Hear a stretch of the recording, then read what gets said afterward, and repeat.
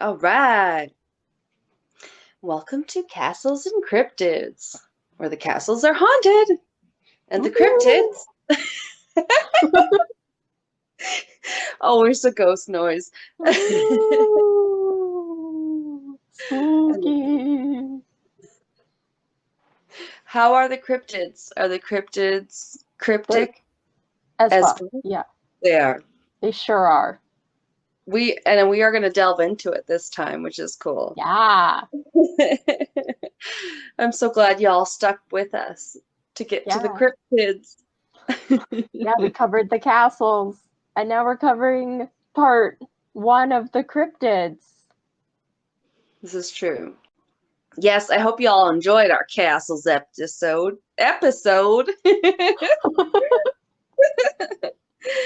And if you haven't checked it out yet, by the time this comes out, I feel like our Patreon episode will be out as well, right? I think Yeah, our yeah. Patreon number 2 will have been out for a week by the time this episode is posted. So if you didn't tune in or join our Patreon, it's a over 3 hour long episode where Alanna and I go I'd say a pretty deep dive, like fairly deep into Ed Kemper, the co-ed killer. And all his lovely intricacies. Yeah. Yeah, there was And all the TV portrayals. yeah, there was a lot of information and we had fun. I think that was probably my favorite episode we've done so far. Yeah, they can go by so fast when you're interested in them that you're like, what? 3 hours? Okay, I guess that's how long it was. It felt like Right? we're We fine. recorded for like 4 hours. Um, He's but yeah, he's given so much that it's amazing. He gives such good content. and our episode also includes over 40 minutes of interview audio from Ed Kemper himself. He was basically the guest star. Yeah, he's our co-host. No, God, no. For an episode. For an episode, yeah. Our special guest. No, it was cool though, and like you said, we did learn some things. Like it was a good deep dive. So yeah, you guys can access that on our Patreon at as little as a toonie a month, eh? Yeah. Oh yeah. How about it? Yep. How about that? That'll help us research more cryptids and possibly even go on cryptid hunts. Who knows? Yeah. You know, near where the Sasquatch is purported to be found, right? Are we really? I didn't know that. Oh yeah, he's totally a Pacific Northwest kind of bitch. Then you Okay. get Yeti. Yeti's like the abominable snowman. That whole dealio is very Nepal, maybe Russia, but that's about it. Okay. But he's thought to be in the same realm. We actually do really need to do, I know I need to do like a Sasquatch slash Bigfoot because those two are, that's just like basically the same name, right? Yeah. But yeah, we've been talking about doing that for a while too. Yeah. So Well, that's going to be a good one. I do love Bigfoot, and there's been some really good footage of him, I feel like, recently on YouTube that you can find. That's better than like the one picture in the past. the one picture, yeah. I know that one's supposed to be a girl. Did you know that? I was like, what? No. Yeah, they're like, yeah, sometimes she's referred to as Patty. I was like, what? Patty? That's an awful name for Bigfoot. Patty. Oh. My Pat dated a girl, Patty, for a while. So they were like Pat and Patty. No, that's awful. I'd be like if I dated an Alan, like Alan and Alanna, but I never have. Anyway. Yeah. So, welcome to Cryptids by Sea, or Aquatic Cryptids, we could say. Yeah. Subtitle. Cryptids by Sea. Aquatic Cryptids. Yeah. Because there's a few different kind of cryptids, as we all know. I mean, there's some that just mostly live in the sea, or some that just live in the rivers. Mm-hmm. And different cultures believe that dragons, can even live in the rivers. Remember on Magicians? They definitely feature that in that show. Yeah, which is so cool. There's one that lives at the bottom of a river. But yeah, and there's also lake monsters. So that's what I'm covering. And they're some of my favorite, and part of the reason I cannot go into lakes. Oh man.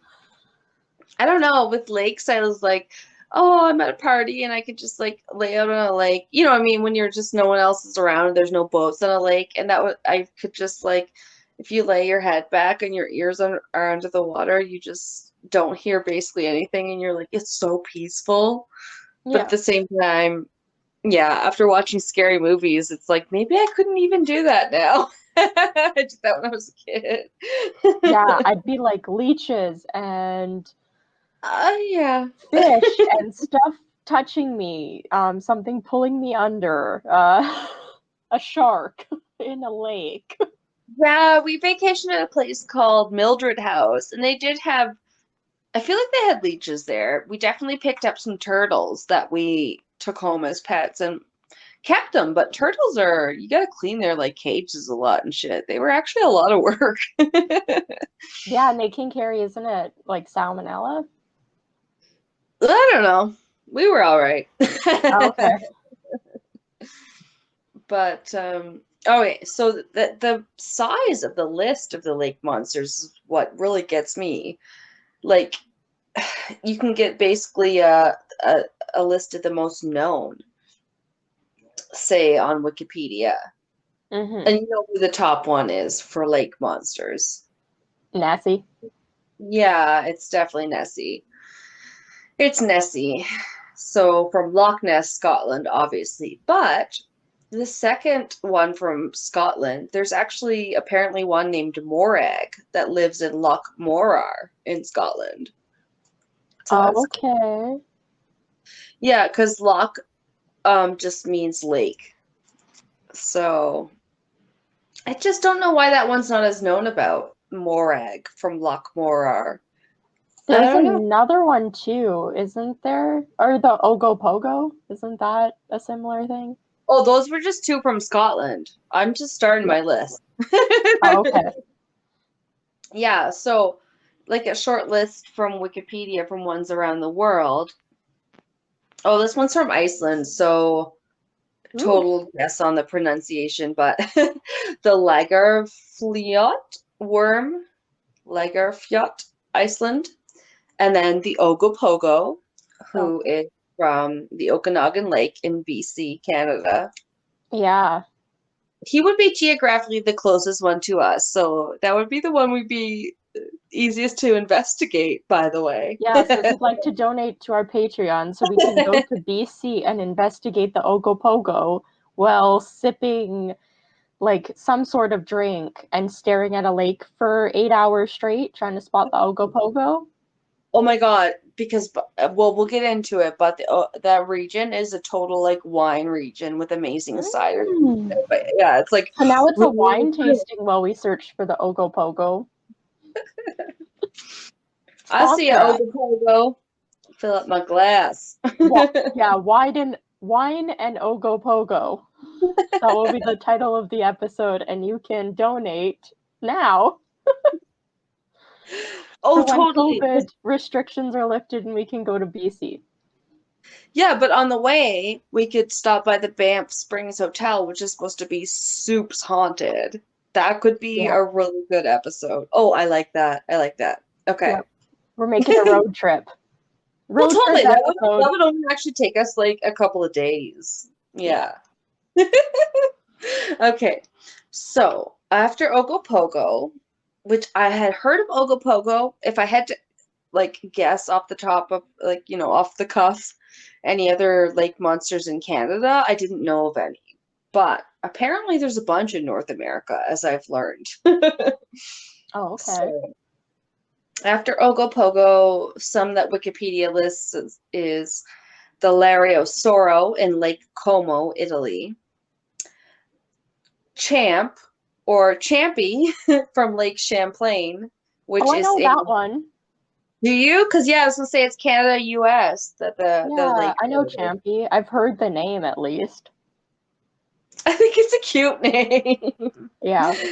But yeah, it's East Coast, so it borders Vermont, New York, and Quebec. And then I'm not sure, I've never heard this one said out loud, but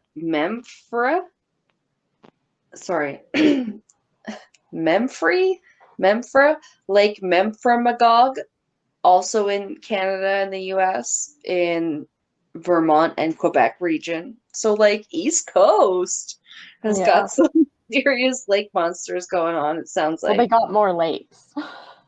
The Great Lakes are Yeah. definitely, in the east. There's a Bessie in Lake Erie, which I've is heard a of that great one too. Okay, cool. I hadn't heard like any deep dives or anything, but yeah, definitely. Yeah, Lake Erie is in Canada, US. It definitely. I'm gonna say that again. No, it touches Ontario, Michigan, Ohio, Pennsylvania, and New York. And then this one reminds me of Twilight. Nahuelito in Nahuel Huapi Lake, Argentina. But Okay. I did read those books and they like found some South American vampire in the last book. So I was like, what? Do I I know do this from not Twilight? remember that. I don't remember Twilight trivia. I guess I've erased that from my brain. Oh no, fine. I mean, totally. We won't judge you. Okay. So, oh, I don't know how to say this. Muiso or monster of Lake Tota, Colombia. Hmm. Yeah, I didn't look into that one. I'm so sorry. This one honestly could be a few episodes down the line, maybe. Yeah, there's a lot. I feel like we'll circle back to sea because I feel like there's a lot in the sea. Under the sea. Well, what's funny though is like I'm calling it Cryptids by Sea, but all the ones I'm talking about today are literally classified as the lake monsters. These are only basically ones that are considered like in the lake. And there's so Okay. many of them. I Yeah. was so amazed. I was like, what? I mean, obviously lakes could drain into the sea. So it's, I mean, yeah, another cryptid expert, unfortunately. But we're trying to get there. Yeah. Donate on Patreon. No. Look at And my by cryptid. there, we mean BC in a wine vineyard staring at Ogopogo. Oh, man. Pat's found some cool people on, or guy on YouTube or whatever that found some really good Sasquatch Bigfoot footage. I think that's really cool. But anyway, I guess we'll have to go out and find our own because we can't just like be like, here's this guy's video of a Bigfoot blinking. I can't appropriate his word, but I'm just like, oh my God, that's insane. It like looked so real and so up close. Ugh. Okay. Oh, you were not over and Pat didn't force you to watch that? No. I have not seen said footage. Oh, it's on his YouTube. I don't know. He makes everyone watch it, so Of course he does. So apparently there's something called Vangulu Canavari or Lake Van monster, Lake Van Turkey.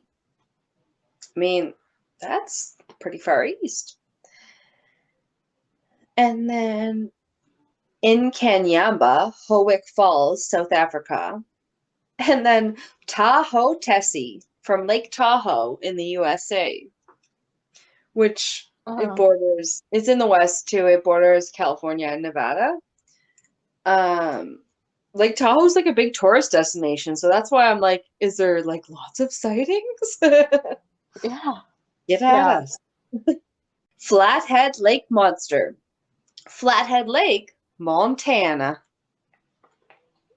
So, I think here. when I was like looking up my stuff, I was looking up a bunch of them, and the one I don't know if you're going to talk about it at all, so we'll edit this out if you are. But I really almost covered the Kraken. No, actually. Like Okay, mine just so I could go release the Kraken like 100 times. No, I tried to focus on ones that like were supposed to live in a lake. These are Oh, okay. totally different monsters. So we'll kind of get into the theories from like Wikipedia and stuff. Okay. Yeah, there was an interesting little bit that said, according to the Swedish naturalist and author Bengt Sjögren, present-day lake monsters are variations of older legends of water kelpies. Next page, sorry. Pict, possibly from Latin picti, painted, an ancient people who lived in what is now eastern and northeastern Scotland from Caithness to Fife. Their name may refer to their custom of body painting or possibly tattooing. Britannica.com. Oh, So I think these people are like pre-Celtic, the Picts. They're like that makes sense. old as fuck Scottish people. The first written account came from a bio of St. Columba from 565 AD. It said that the monster bit a swimmer and was about to attack another one when St. Columba intervened. He ordered the beast to go back, and it left. Part of the mystery stems from the lake itself. It is an extremely deep and murky freshwater lake, so it's very mysterious and unexplored near the bottom. Right, so the lake itself is 750 feet deep. It is 23 miles long and contains about 263 billion cubic feet of water. Mm-hmm. Wow. It's a lot. It also stays at about a constant 5 degrees Celsius or 41 degrees Fahrenheit. It's pretty chilly. Yeah. I wouldn't want to swim in it. It's not like a swimming kind of lake. No. So Nessie, she or it, really gained notoriety in the 1930s when a new road was built around the loch and the workers reported many sightings. The most famous photo that you see everywhere of supposedly Nessie was taken in 1934 and is known as the surgeon photo because it was taken by a London doctor, Robert Kenneth Wilson. Many people saw this photo and they believed it to be a plesiosaur, like a dinosaur. A dinosaur! Yeah, it does look like that. Yeah, it does. It does. Let me just see like a head. That particular photo was revealed to be a hoax after time in 1994. But it still was picked as one of Time Magazine's 100 most influential pictures of all time. Oh, I mean, yeah. yeah, even after they knew it was a hoax, they were like, no, it was still very influential. So that's cool. It came out that it was a clockwork submarine with a 12-inch wooden head. That's what she said. No. That's what these kids said. It was stuck together and given to this random kid's stepbrother as a gift. It was given from one brother to another. In 1960, Tim Dinsdale got 15 minutes of footage of Nessie and a boat behind her. So now they had a size reference, and Dinsdale became known as the first unofficial monster hunter. The Loch Ness Investigation Bureau set up shop beside the loch. They analyzed. Sorry. The No, Loch Ness Investigation Bureau. it's so cute. Oh, okay. Carry on. This is like, can you imagine though? This is at the time that like Project Pegasus and stuff is coming to a head on the other side of the pond. For those that haven't joined Patreon, go to Patreon. Yeah. So they analyzed the footage and determined from the video that Nessie moved at a whopping 5 miles per hour. In 1965, 9 people saw Nessie at the same time. They were called watching it swim around for about an hour. The 9 people came from 9 different areas or regions or homes on the water, so they weren't actually together. They were independent witnesses. Oh, okay. Yeah, and one witness, he was a former cop. His name was Ian Cameron. He was self-proclaimedly converted from skeptic to believer at this time, and he noted, in court, you need 9 witnesses to establish substantial evidence. I thought that was cool. And conveniently, they have exactly 9. No, but that was like, I think that's what like drove him over the edge. He was like, holy shit, like 9 different people, like from 9 different families or whatever. Not even like super 9 different parts of the lake. It's probably pretty close together, but he was like, whoa. Yeah, yeah, that's crazy. Yeah, that's pretty compelling. I thought it was cool. Oh yeah, and then this was cool too. A few years later, a submarine called Pisces was the first sub to explore the bottom of Loch Ness. Sadly, nothing was really found then. I just liked it because it's my sign. And it's a submarine. Okay. Some supposed quick theories or objects that the Loch Ness Monster could be explained as. It could be a sturgeon, which is kind of fish, just a big fish. That seems unlikely. I don't know. These are just the ones. I mostly lifted this from And That's Why We Drink. Oh, they covered it. It was so funny. It was just like, these are the things it could be. And they're all just all over the place. Yeah, like this is a fish that suddenly has a giraffe-like neck. You're like, okay. This is a fish with something that looks like a giraffe neck. And a camel hump. It couldn't possibly be any sort of magical. Yeah, it's a unicorn. It's a sea unicorn Pegasus. It could be a sturgeon, a seal, a mythical creature, a salmon, an otter, an eel, or a mass of drifting soil. Or a lump of wood. Oh my god, I saw so many theories about the lump of wood where they're like, this is what it looks like when a lump is poking up above the water. And I was like, don't you tell me what driftwood looks like. I've seen driftwood. Don't you tell me what driftwood looks like. My province had the sea. My mom loves like collecting like sea glass and stuff. Yeah, man. I mean, I don't know what the fuck drift looks like below the surface. I'm not usually like down under the water with scuba glasses on or even like, goggles on, but That's not what you did as a kid? Analyze driftwood and make sure it wasn't the Loch Ness Monster? Well, it's just like the amount of different lake monsters around the fucking world. It's like, how could it all be like driftwood? That's the crazy part. 1 billion people mistake driftwood for sea creatures annually. I can't get over how many countries it is. Yeah. But I don't know. I am older. I want to believe. Yeah. So, this is cool though. Fun fact. Nessie's scientific name has been given as Nessiteras rhomboteryx. Pateryx.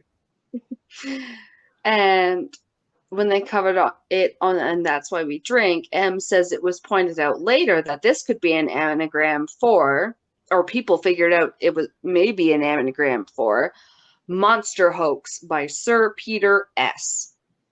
And then I thought to myself when I heard that, if it's an anagram, it probably says Monster Hoax by Sir Peters. Why would it have to be Sir Peter S? And that's one leftover letter. They were like, what? It's one leftover letter? I'm like, no. My last name is Peters. It's obviously Sir Peters. I don't know. It's very clearly. If that's what the cipher is, I don't know. I solved it. I didn't know she had a Latin name though, Necessiterus rhomboteryx. Yeah, that's awesome. Actually, I'm kind of shocked. I love that. I love that they gave her a Latin name. It's beautiful. It goes, yeah. It's almost like way deeper than I thought.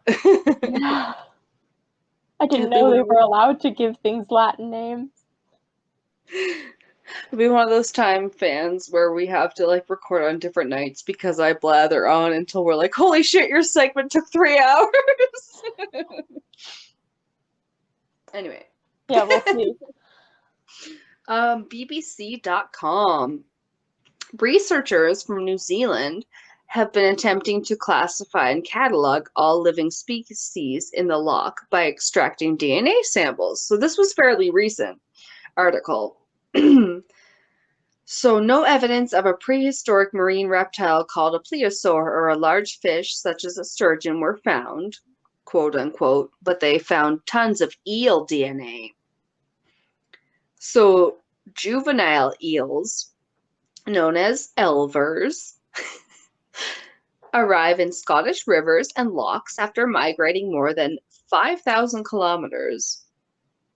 And I will walk 5,000 miles. Sorry. That was the first time that came to me. Seeing it written out. But it's about 3,100 miles from the Sargasso Sea near the Bahamas, where the animals spawn and lay eggs. Professor Neil Gemmell, geneticist from the University of Otago, said they didn't find any shark DNA either, because some people think the Loch Ness Monster could be an errant Greenland shark that's just wandering around. Okay.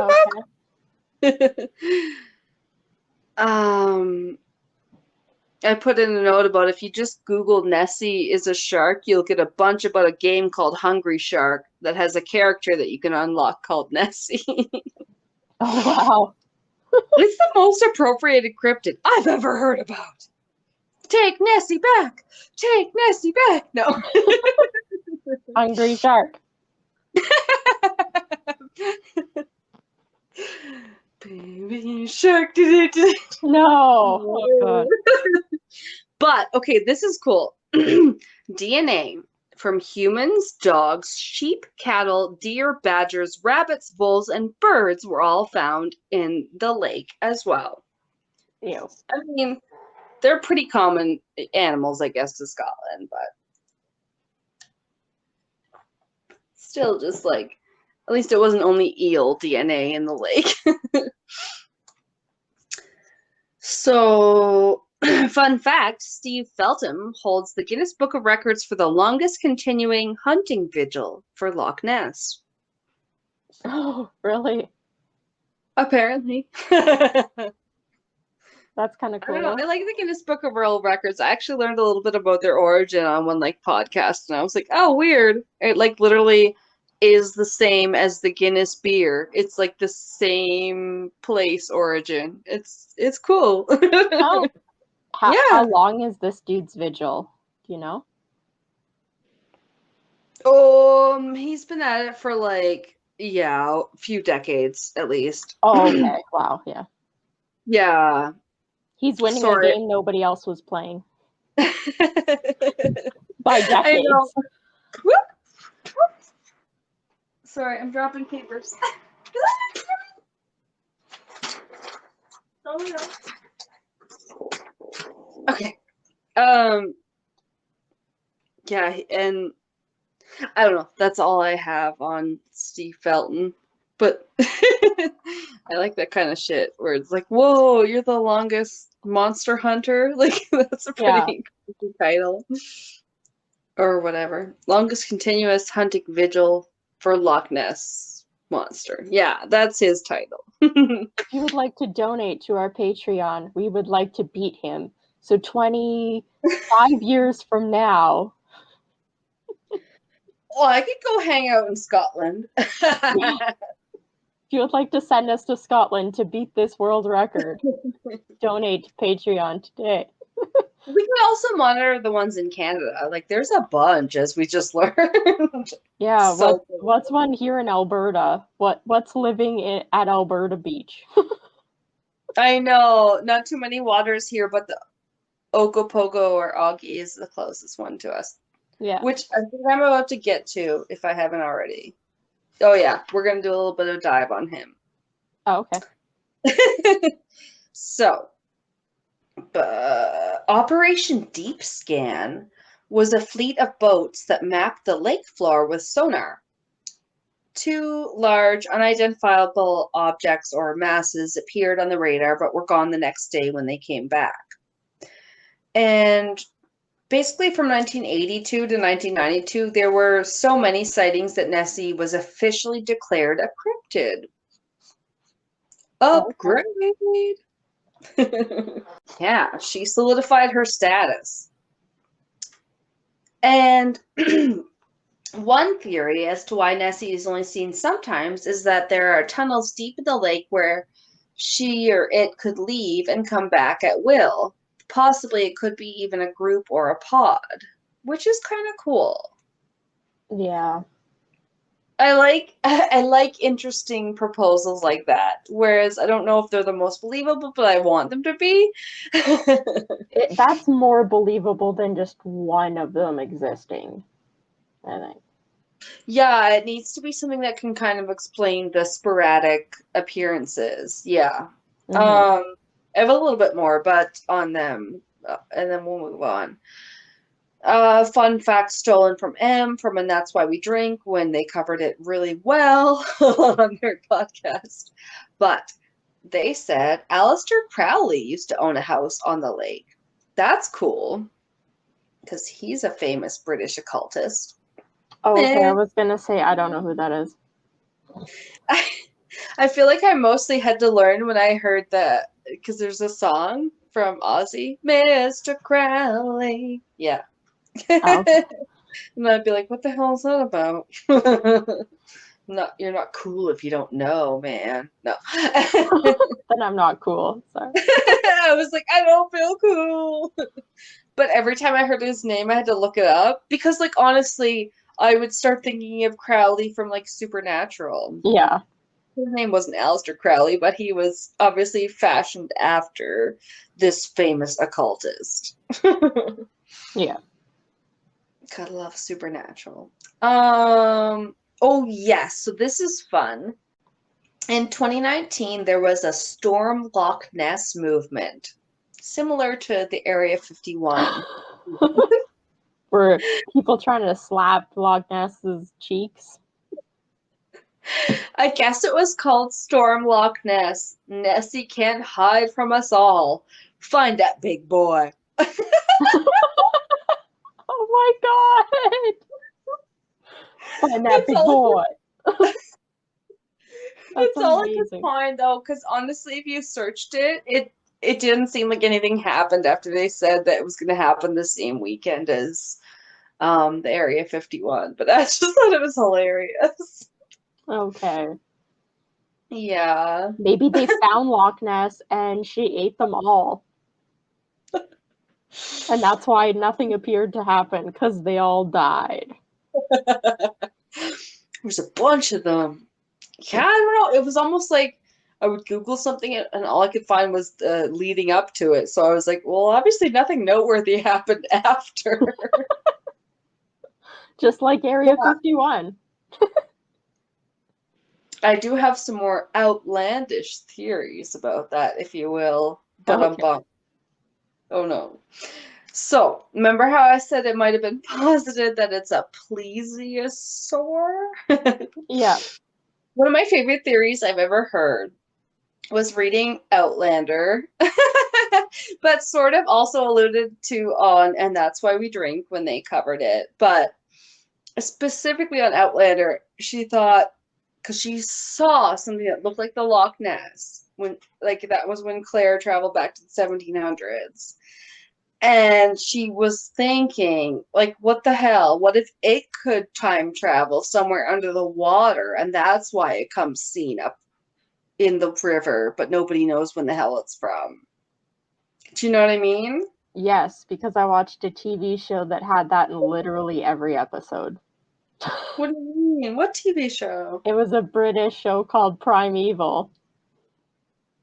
And it was about Oh. specifically like anomalies, they called them, that opened up and allowed dinosaurs to come to the modern world. It was a show that was on in the early, like, before 2010 for a little while, and then it was brought back briefly for like a few, like one more season. So it has like 3 or 4 seasons, and every episode a new dinosaur like comes back.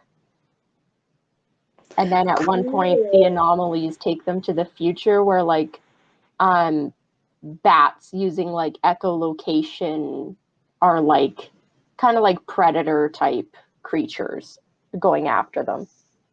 Oh, I like that. I It was love a a good. good show. I loved that show. Interesting. No, I never got into it. There's some in the Yeah. early aughts there I might have missed that you have tagged on to that are really cool. Yeah, so there was like one episode where like even a kid's like in a swimming pool in like a public pool or something, like swimming laps, and an anomaly opens up and then a fucking giant dinosaur, like water dinosaur, is like swimming under him and you're like, oh shit, like it's in the pool. Oh God. Just like how everybody, like me, when I was a child, I was afraid a shark would be in the pool, and then I watched the show and I was like, I was afraid of a shark, let alone a dinosaur in the pool. In the pool, I can't see it being as plausible, but Yeah. in a deep lake, maybe. Yeah. But yeah, that's so creepy. It was a great show. I loved it. And I don't know, but that made me think of how wasn't Joshua Jackson in The Fringe? Yeah. Yeah, he was also. We were just watching Ocean's 11 last night, possibly inspired by editing the heist episode, which was Yeah. so funny. And I was like, my daughter's never seen Ocean's 11, and also I haven't seen it in a while. And then we watched it, and oh yeah, Joshua Jackson like plays himself, same as Topher Grace from that 70s show. When they go and they like it, I don't know, they're still recruiting people, and there's like a poker game with a high stakes poker game, and a bunch of them are there, and we're like, oh yeah, it's Eric from that 70s show, and then someone calls him Topher, and you're like, oh yeah, he's playing himself. I love it when they do that because we just talked about that. That's funny. I don't remember him being in Ocean's 11, but I've only seen that one once. I didn't remember Eric from that 70s show being in it. No, he has got a like big mustache. Anyway, oh my god. So, all right. Did I say okay? Oh yeah, we talked about time travel, if it could be a dinosaur a little bit. Yeah. But I have a little bit about what's so cool about in Outlander, it's all the stone circles around the world that they can seem to travel through. And what I've always thought's cool about that is like the different stone circles, monoliths and megaliths and things like that around the world have been like built on top of like ley line convergences in places where like, oh, in the equinox it's like something will immediately like shine down perfectly through that structure. It's like they had Yeah. such a grasp with whoever's help it was of the astrology and what's that. It's just like amazing. Oh, So I yeah. always think, yeah, like it's neat. Like, so in Outlander, basically, if you haven't read it, it's like some stone circles around the world are like time travel portals, but only it seems like at certain times of the year, even. Like it has to coincide with like an equinox of some kind, for lack of a better term. It's always on like Halloween or like, say like the winter equinox or like the spring one. Like Oh, May, okay. there was one just a few days ago, like the one on May 1st, I think it is. It's called Beltane. It's like this spring, midway between spring and summer equinox or something like that. So it's always on like a fire festival or a sun festival in Atlanta. And I always thought that was really cool, even though it's just like a fictional novel. And I Yeah. know that. But like things being built on ley lines, whether they are lines that draw between things that people have built or whether they're lines that denote where the electromagnetic power of the world is, like, I mean, they're still cool. Oh, for sure. Yeah. Oh yeah, I wrote like it's kind of like the chicken and the egg, but in my opinion, it's definitely because the ancient aliens showed us where to build on the ley lines so that we could see all these lovely astrological things. Because like we didn't have telescopes back in those days that some of these things were built. Like we couldn't see the stars, so how the hell could we build something that would align with the stars? It's just crazy. Yeah, if you couldn't see them now with the naked eye, you wouldn't have been able to see them with the naked eye back then. No way. Yeah, and so when I watch things like Ancient Aliens and people like laugh at that show, I'm like, really? But like, don't you see how some of the things they say could have actual merit? Because like, how could we have known some of these things, or how could we have divined that to build our palaces accordingly? It just seems weird, right? Yeah. Anyway, we all know I'm the molder. Okay, and then I have a little bit on Ogopogo. Apparently also known as Augie, although I've never actually in my life heard anyone call him that in real life. Yeah, I don't think so. No, but they call this lake monster that because they're from the Lake Okanagan in British Columbia and Canada. Whoop whoop! That's one province over from where we're Yeah, our at. neighbors. We could go visit it on a Patreon excursion if you so wish, if you guys like this. Yeah. Oh, and by the way, I think this is cool because I would like to take a little road trip there. It's a wine region in Canada. It's kind of like how California and Washington has some lovely, like, dry, lovely wine growing regions. Yeah. Yeah, British Columbia it's the far western province, so it's the mild Pacific Northwest climate. They get like that super hot summers, but like mild winters. They don't get the freaking 40 freaking below like we do. No, they're still pretty warm there. Oh yeah, my brother's been living in Kamloops in BC, and like it is hot there in the summer. Like it is like 40 Celsius sometimes. Wow. Crazy. So Lake Okadagan is super long. That's similar to Lake or Loch Ness. It stretches from Vernon, the city of Vernon at the north end, all the way down to Kelowna, and then Peachland and Summerland, and ends in Penticton. I love the city names, though. They're just so beautiful. Yeah. You're like, that's a wine region, Peachland. I'm gonna stay in Peachland. Nicer than Alberta names of places.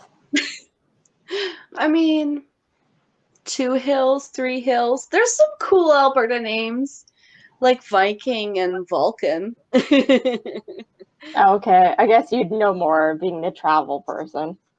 Oh, and now that, yeah, just from work, yeah, from travel, and then from like processing different people's license plates. I'm like, holy shit, where are all these little towns? Yeah. Like some are just like called things that I'm like, what? What? Oh, I can't even think of them right now. Well, there's places in BC that are called like Courtney, Kimberly. Here we get 3 hills, 2 hills, Sundry. Yeah. All right. So Lake Okanagan is 135 kilometers or 84 miles long. which is actually quite a bit longer than Loch Ness when I checked. Okay. Yeah, it was like maybe like 4 times as long. I was like, whoa. Like it spans all those cities that we just talked about, or those towns. Vernon, Kelowna, Peachland, Summerland, and Penticton. And I quizzed Pat because he's from BC, and I was like, do you know where Lake Okanagan is from? And he was like, I think up around Vernon and then maybe down around Penticton. And I was like, damn, you finally got something right. Sometimes he doesn't know the cases from BC. Yeah. So it does have 4.5 stars on Google, and it is a fjord lake, having been carved out by repeated glaciations. Because I guess that's a word. But that's cool. I didn't think it was a fjord lake. I thought those only like occurred in like Norway. Yeah. Yeah. And according to Wikipedia, Okanagan Lake is the largest of 5 interconnected freshwater fjord lakes in the Okanagan Valley in BC. So I think that's really cool because if there could be a cryptid in a lake, I mean, it could so much more easily move around if there's interconnected lakes. Oh, okay. Yeah, for sure. Yeah, I didn't know that. I didn't know the lakes were interconnected. But the lake, it's named after the first native people who originally inhabited the area. It was created when melting glaciers flooded the valley 10,000 years ago. And fun fact, Ogopogo is a palindrome. Ogopogo. Oh my gosh, it is. That's awesome. It's so weird. You're like, oh yeah. So according to historian Mark M. Orkin, according to canon, the creature received its name on a night in 1924 when a song was played that went, his mother was an earwig, his father was a whale, a little bit of head, and hardly any tail, and Ogopogo was his name. So that would have been a weird song, I guess. Yeah. Doesn't really rhyme. No, not particularly.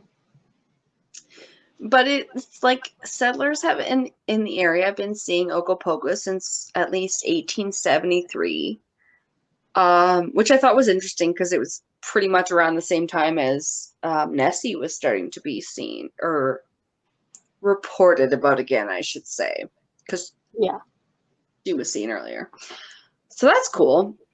And then prior to the 1800s, Okanagan native tribes had stories of sightings passed down from generation to generation. They called this creature Nahaatik, which means sacred spirit of the waters. They even followed sacrificial traditions to appease the spirit of the lake. And then there's like so many sightings that I just jotted down a few of them about the Ogopogo from the Ogopogo Quest website. Okay. Yeah, there was a lot, which is really cool, I thought. So like 1873, Mrs. Susan Allison, a BC pioneer and author, was a witness. She saw Ogopogo near her home of Sunnyside Ranch, today the location of Quails Gate Winery in West Kelowna. She described it as snake-like and was reminded of the native stories about the monster. In 1926, occupants of approximately 30 cars along the Okanagan Mission Beach reported seeing Augie. In 1947, a bunch of boaters all saw the cryptid at the same time. And Mr. Cray said, it had a long, sinuous body, 30 feet in length, consisting of about 5 undulations, apparently separated from each other by about a 2-foot space, in which that part of the undulations would have been underwater. There appeared to be a forked tail, of which only one half came above the water. From time to time, the whole thing submerged and came up again. So, like, detailed. Yeah, I think that's the one probably in my head when I picture the Loch Ness Monster. It's probably actually Ogopogo that I'm seeing in my head. Like with just all the bumps, like more than one. Oh, okay. Because the most famous Loch Ness Monster photo is the surgeon photo that I mentioned, which it's just the head. Yeah. You see like a head popping out. Yeah. And from what I've learned, the difference is like the Loch Ness Monster is considered a more sinuous one, whereas these ones are like, what did they say, undulating? So there's the ones that have more bumps. They're like, I don't know. Maybe it's the way they swim. They're more bumpy.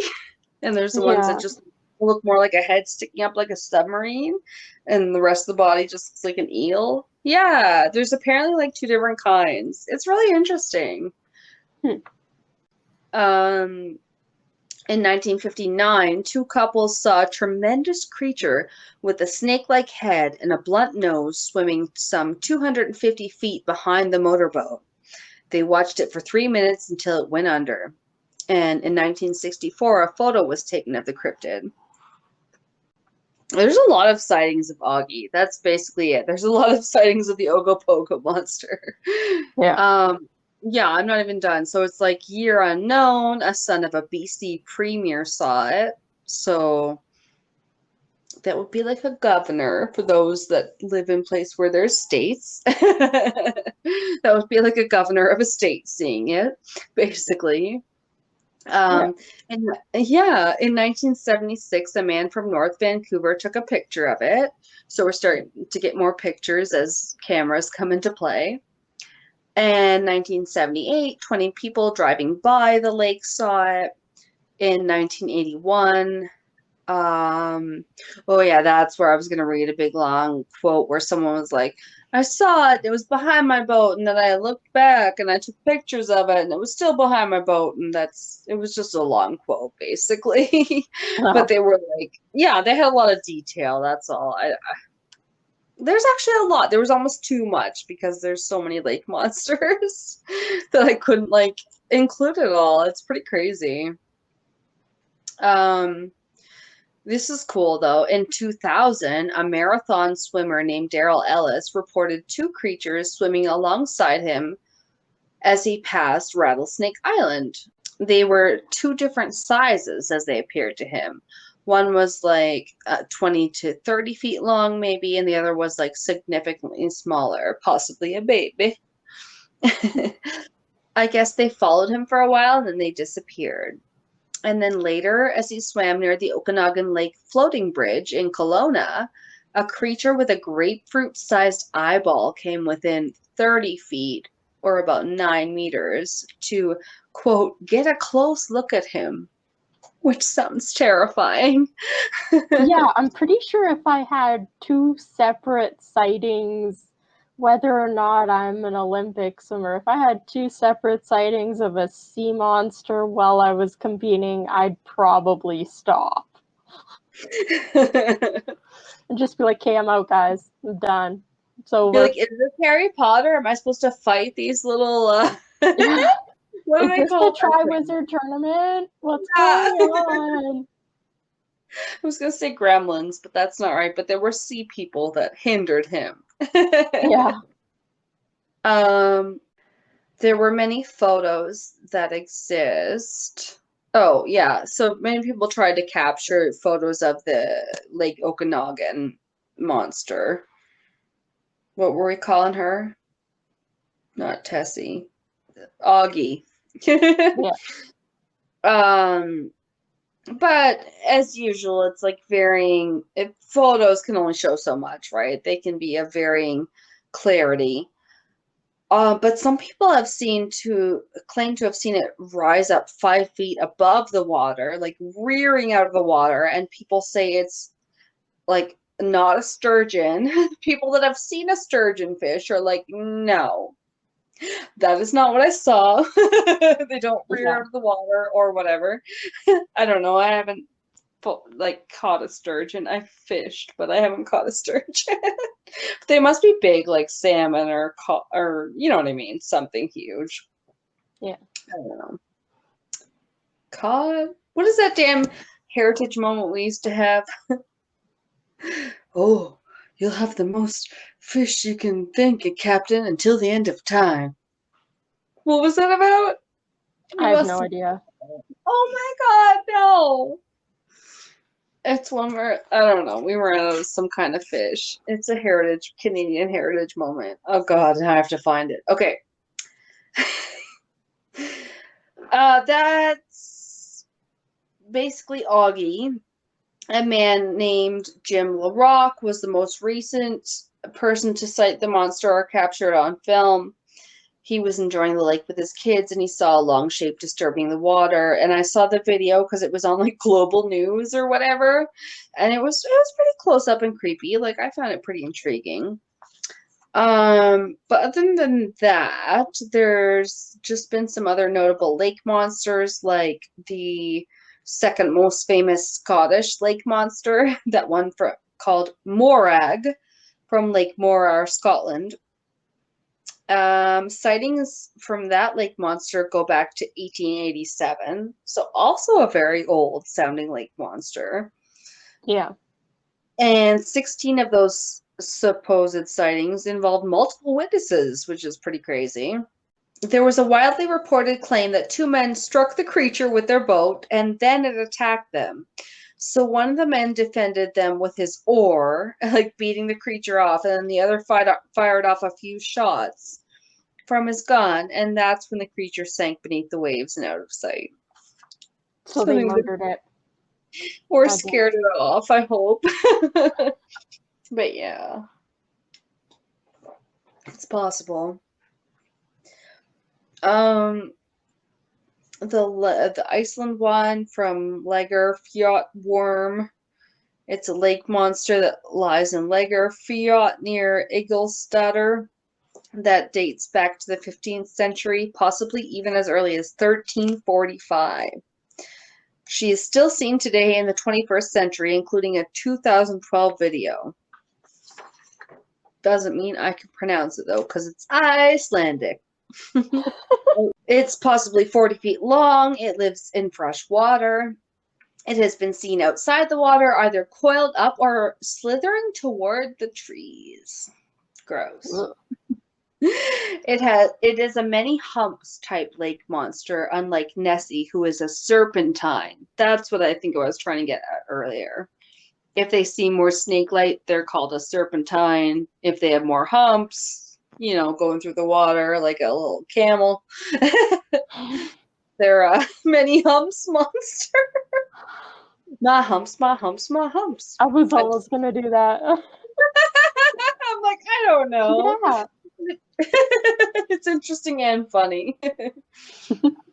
Oh yeah, and then we said Champ or Champy. He lives in Lake Champlain. He has a cool name. Lots of things are named after Mr. Samuel de Champlain, that French cartographer. I think when I was growing up, there was a place called Champlain Place. I think it was just a mall, but it was like, ooh. And then another one was called Bessie, which was also known as the South Bay Bessie, or simply the Lake Erie monster.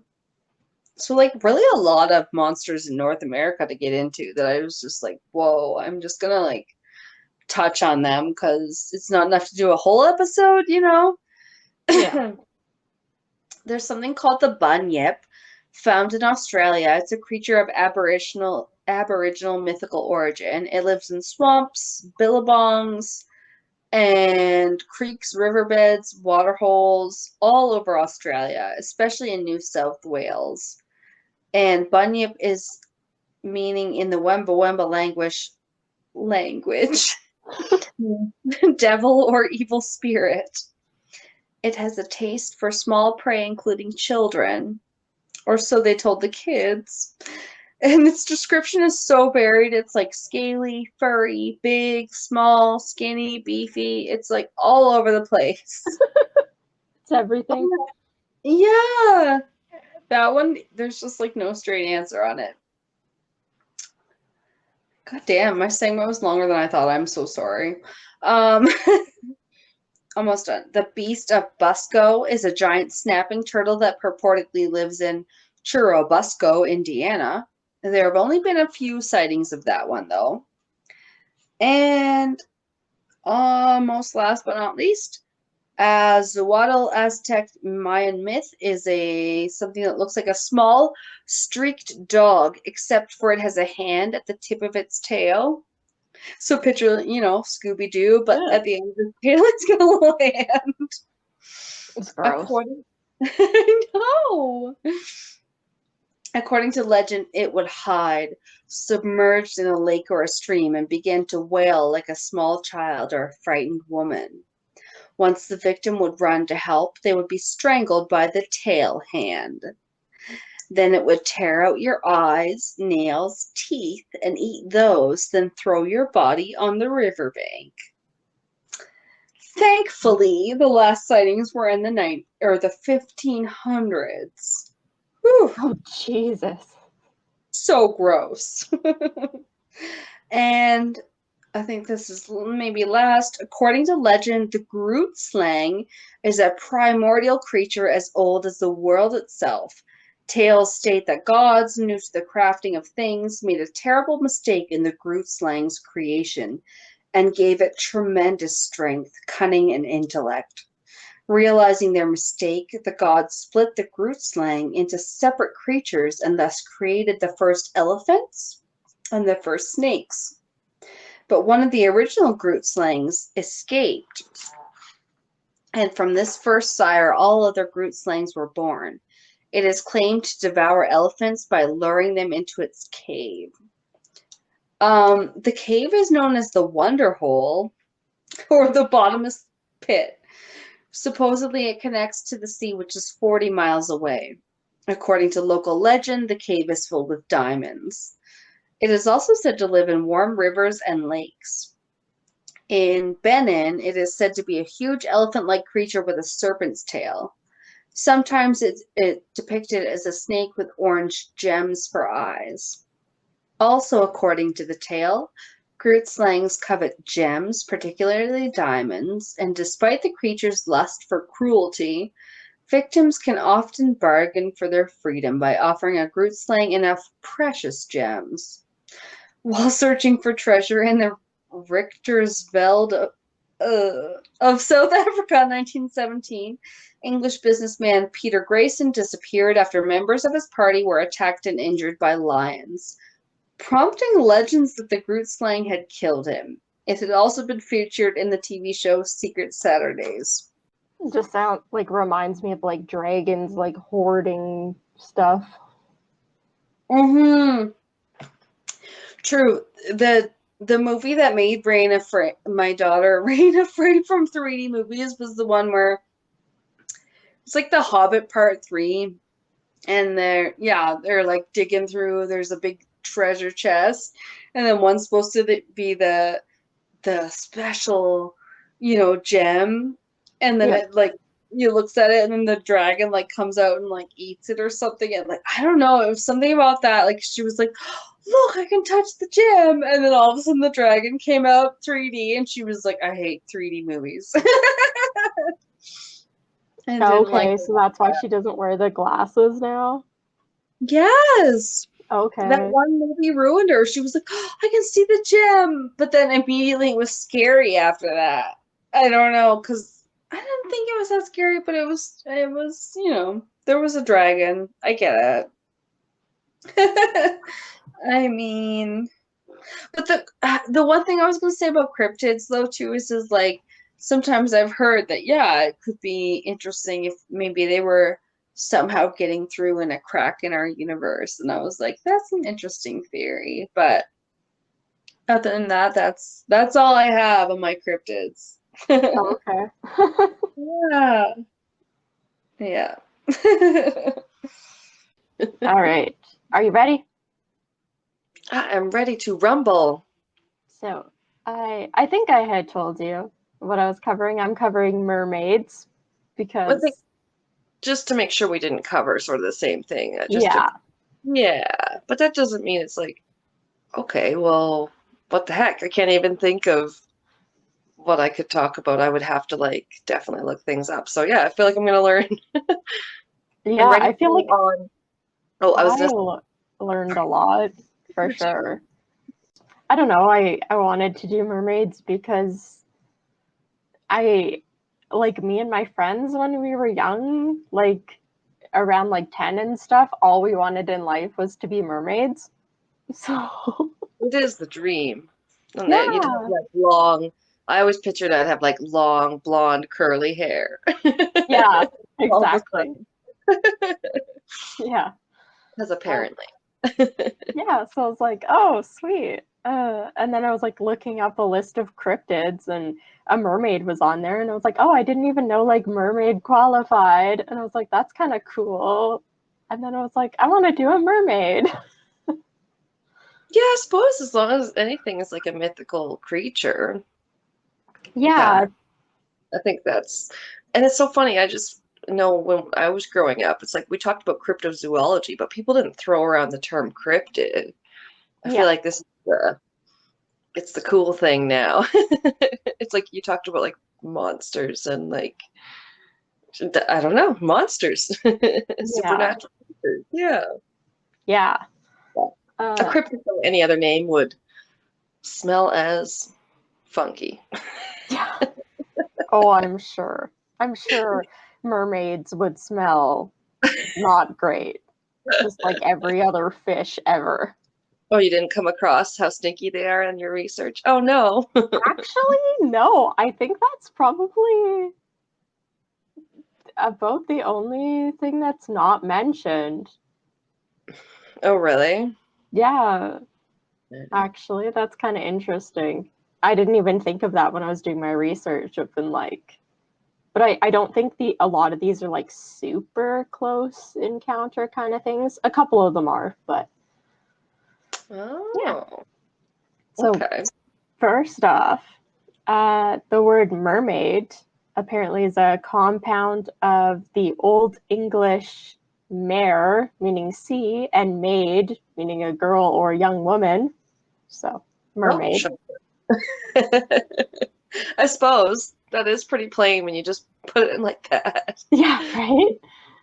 The Old English word was merewif, Merewif. Oh.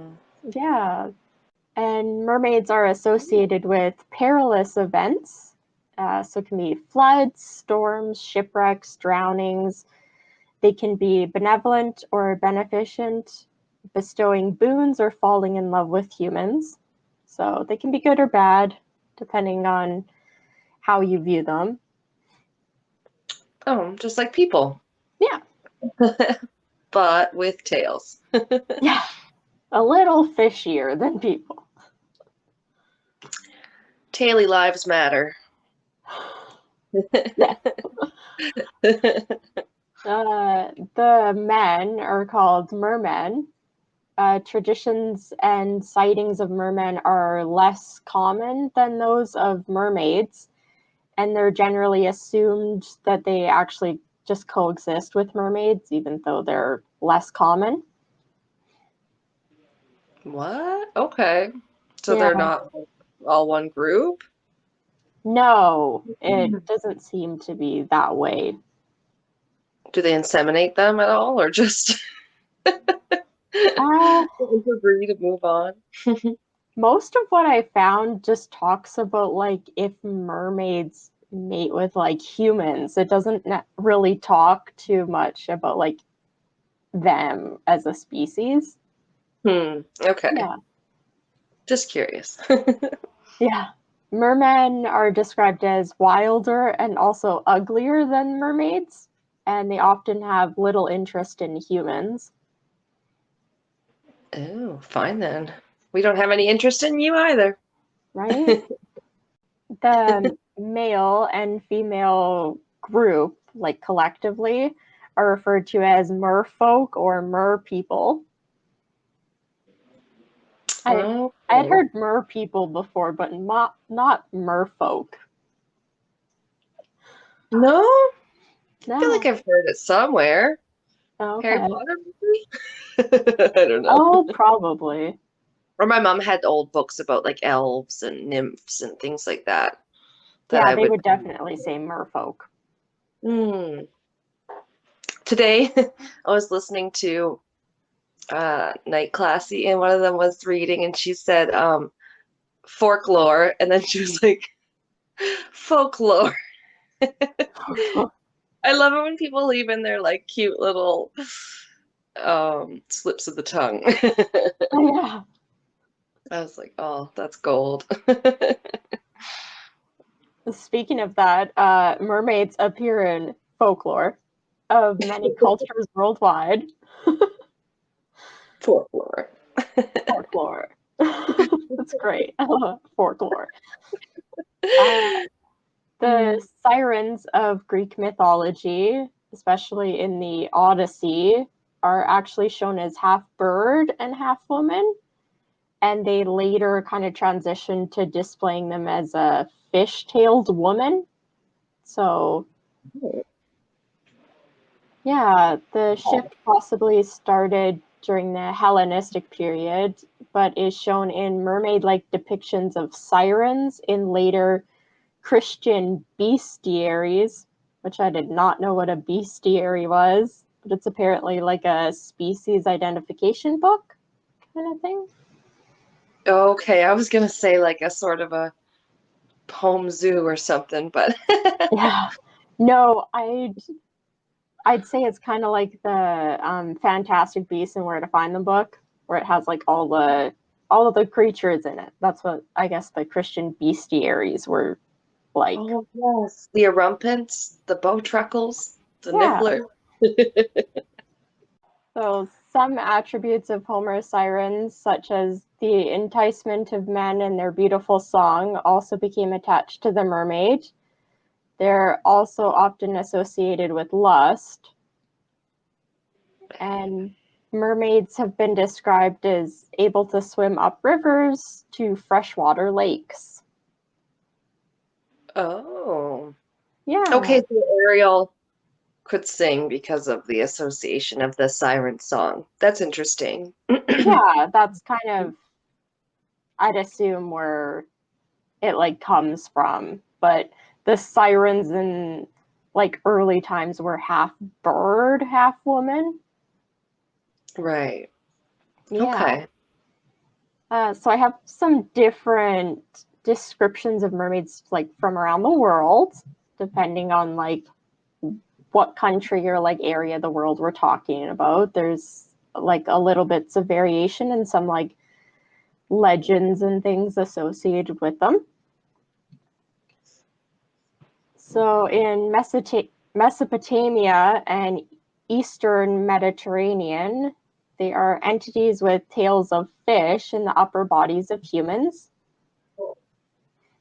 They were shown in Mesopotamian artwork starting in Babylonian period. They were actually usually mermen and only sometimes mermaids. Oh, weird. Yeah.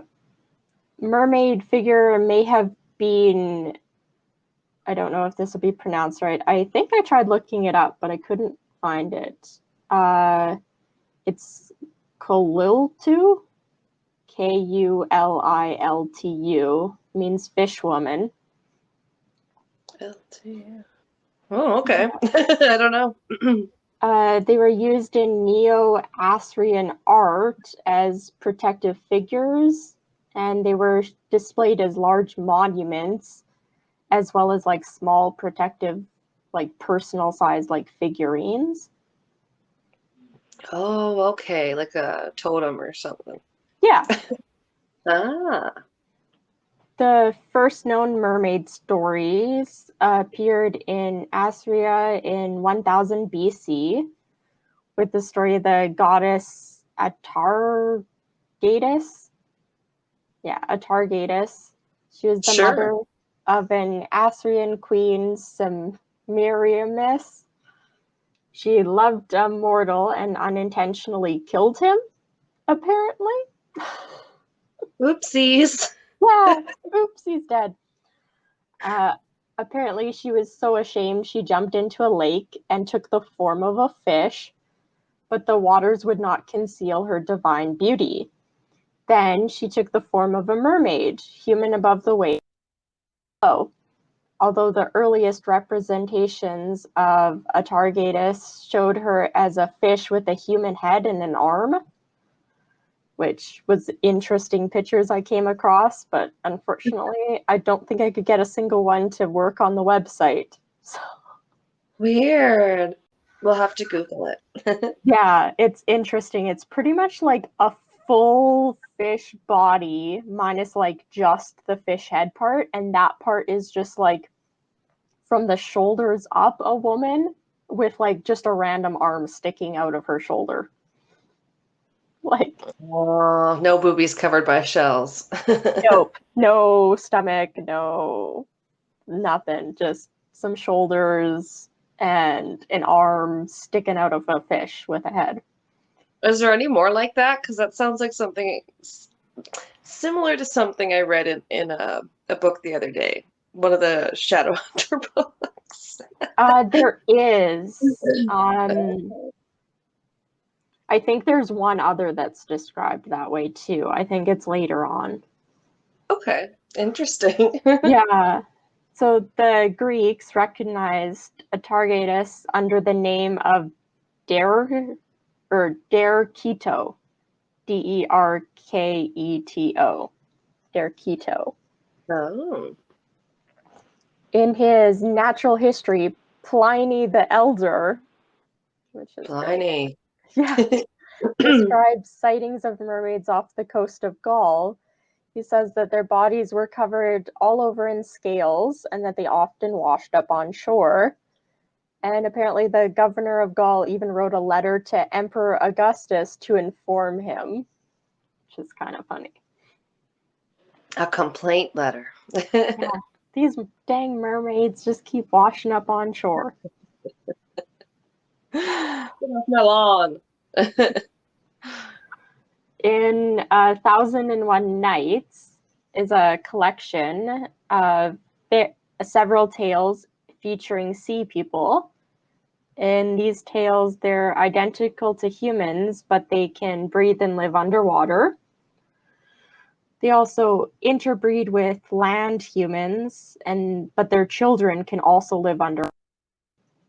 Wait, I thought you were saying tails. They're just, what are they called? Yeah, these are several like stories, tales. Oh, okay. It's a book of stories. Because we're talking about mermaids, and then it's like these tails, and I'm picturing like tails with nothing else. Oh no. No top half. I was like, wait, I missed something. Sorry. No, it's stories. Okay. In the story, Abdullah the fisherman and Abdullah the merman, the protagonist gains the ability to breathe underwater and discovers an underwater society that is portrayed as an inverted reflection of society on land. And apparently the underwater society follows a form of primitive communism where concepts like money and clothing don't exist.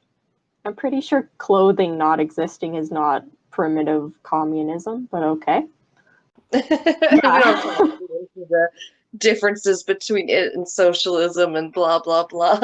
But that's like, yeah, concepts like money, that's fairly accurate, but clothing is not accurate to like primitive communism.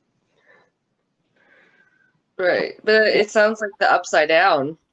Yeah, kind of. It's an inverted world. In Great Britain and Ireland, there's a Norman chapel in Durham Castle built around 1078. And this castle has what is believed to be the earliest surviving artistic depiction of a mermaid in England. And there'll be a picture on the website. It's kind of cool. This, like, I think it's like a stone like chiseling is kind of on like a pillar.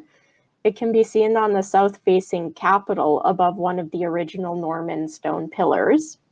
And mermaids in British folklore are unlucky omens, foretelling disaster and often provoking it. Oh no. Which brings us all the way back to our first episode when I was talking about death omens and stuff, and mermaids never came up. So what's up with that? It sounds like they're like a chaos demon. Yeah, maybe. A chaos monster. There's several versions of the ballad Sir Patrick Spens that depict a mermaid speaking to doomed ships, telling them that they will never see land again, or claiming that they are near shore, which apparently sailors are wise enough to know that those two things mean the same thing, that they'll never see land again, and then that they're close to shore. I didn't quite understand that. It's like, wait, what? That sounds very contradictory. Yeah. You're close to land, but you ain't ever going to see it. Yeah. It's invisible to you. Mermaids can be a sign of approaching rough water, and some have been described as up to 2,000 feet long, which is crazy. What? Yeah. Okay, the mermaid is 2,000 feet long? Yeah. Oh my god. Yeah, that I had never heard of before. It's kind of weird. It's like Ursula when she gets gigantic. I don't know. Yeah. According to legend, a mermaid came to the Cornish village of Zenner, where she used to sing, or where she used to listen to the singing of Truhella. The two apparently fell in love, and Matthew went with the mermaid to her home in Pendor Cove. And on summer nights, the lovers can be heard singing together. At the Church of Saint Sinara in Zenner, there is a famous chair that's decorated by a mermaid carving, which is believed to be about 600 years old. So that picture will also be on the website. It's kind of cool. Yeah, that sounds old. Yeah. Mermaids from the Isle of Man are apparently friendlier towards human than those of other regions, and they provide assistance, gifts, and rewards to humans. Well, that's nice. Yeah. But the rest of them are dicks. Yeah, seems like it. One story tells of a fisherman who carried a stranded mermaid back to the sea and was rewarded with treasure. Well, a different story tells of a fishing family that made regular gifts of apples to a mermaid, and that family was rewarded with prosperity. That's good. Ooh. Yeah, those apples would be hard to come by. Apples don't grow in the ocean, you mean? Under the sea.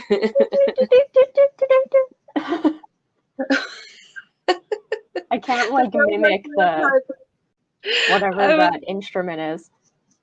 Oh, I was like, are you trying to SOS somebody on the, what's it called? The one where you use the Morse code? Oh, no. Like that old heritage moment? No. I need more time. The next part is in Western Europe. So a freshwater mermaid-like creature from European folklore is the Melusine. She is sometimes depicted with two fish tails, two mermaid-looking fish tails, or with the lower body of a serpent, which, funny enough, the depiction of the mermaid with the two fish tails is actually the Starbucks logo. I discovered in my research. What? Yeah, so the Starbucks logo with the mermaid, and it has a tail on either side of it. That's actually a Melusine. Sorry. I am digesting because once something told me that I looked like a witch with two legs and little striped leggings up on either side of her, and I have a hard time seeing it as anything else now. Oh, okay. Never seen that. It always looked like a mermaid to me. Well, it probably is. Yeah. Yeah, Okay. it's supposed to be like this is like it's official. Like that's what it's supposed to be. That's what their logo is. Cool. So the statue's over 100 years old, which I did not know. The Byzantine and Ottoman Greece had the concept of the siren as both a mermaid-like creature and part bird-like, and that persisted in Byzantine Greece for some time. They began switching the illustration of the siren to that of the mermaid, as in a version dated as early as the 9th century. But the 10th century Byzantine Greece dictionary, Suda, still favored the avian description, so that was the bird like. So in Greece, it kind of went back and forth, depending what area you were in. Okay. Yeah, there's a modern Greek legend that Alexander the Great's sister, that I'm pretty sure I looked up the pronunciation of this, but I cannot remember it. It's Thessaloniki. There's a legend that she didn't die and instead turned into a mermaid after her death and was living in Aegon. She apparently would ask the sailors on any ship that she would encounter one question: is King Alexander alive? And apparently the correct response was, he lives and reigns and conquers the world. This answer apparently would please her, and she would accordingly calm the waters and bid the ship farewell. According to the legend, any other answer would make her angry, and she would stir up a terrible storm that would doom the ship and every sailor on board. Oh my God. Yeah.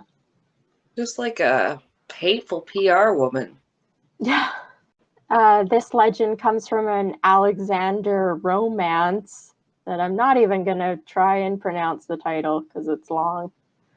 That's dating back to the Ottoman Greece period and was first printed in 1680. In Western Europe, the Rusalkas,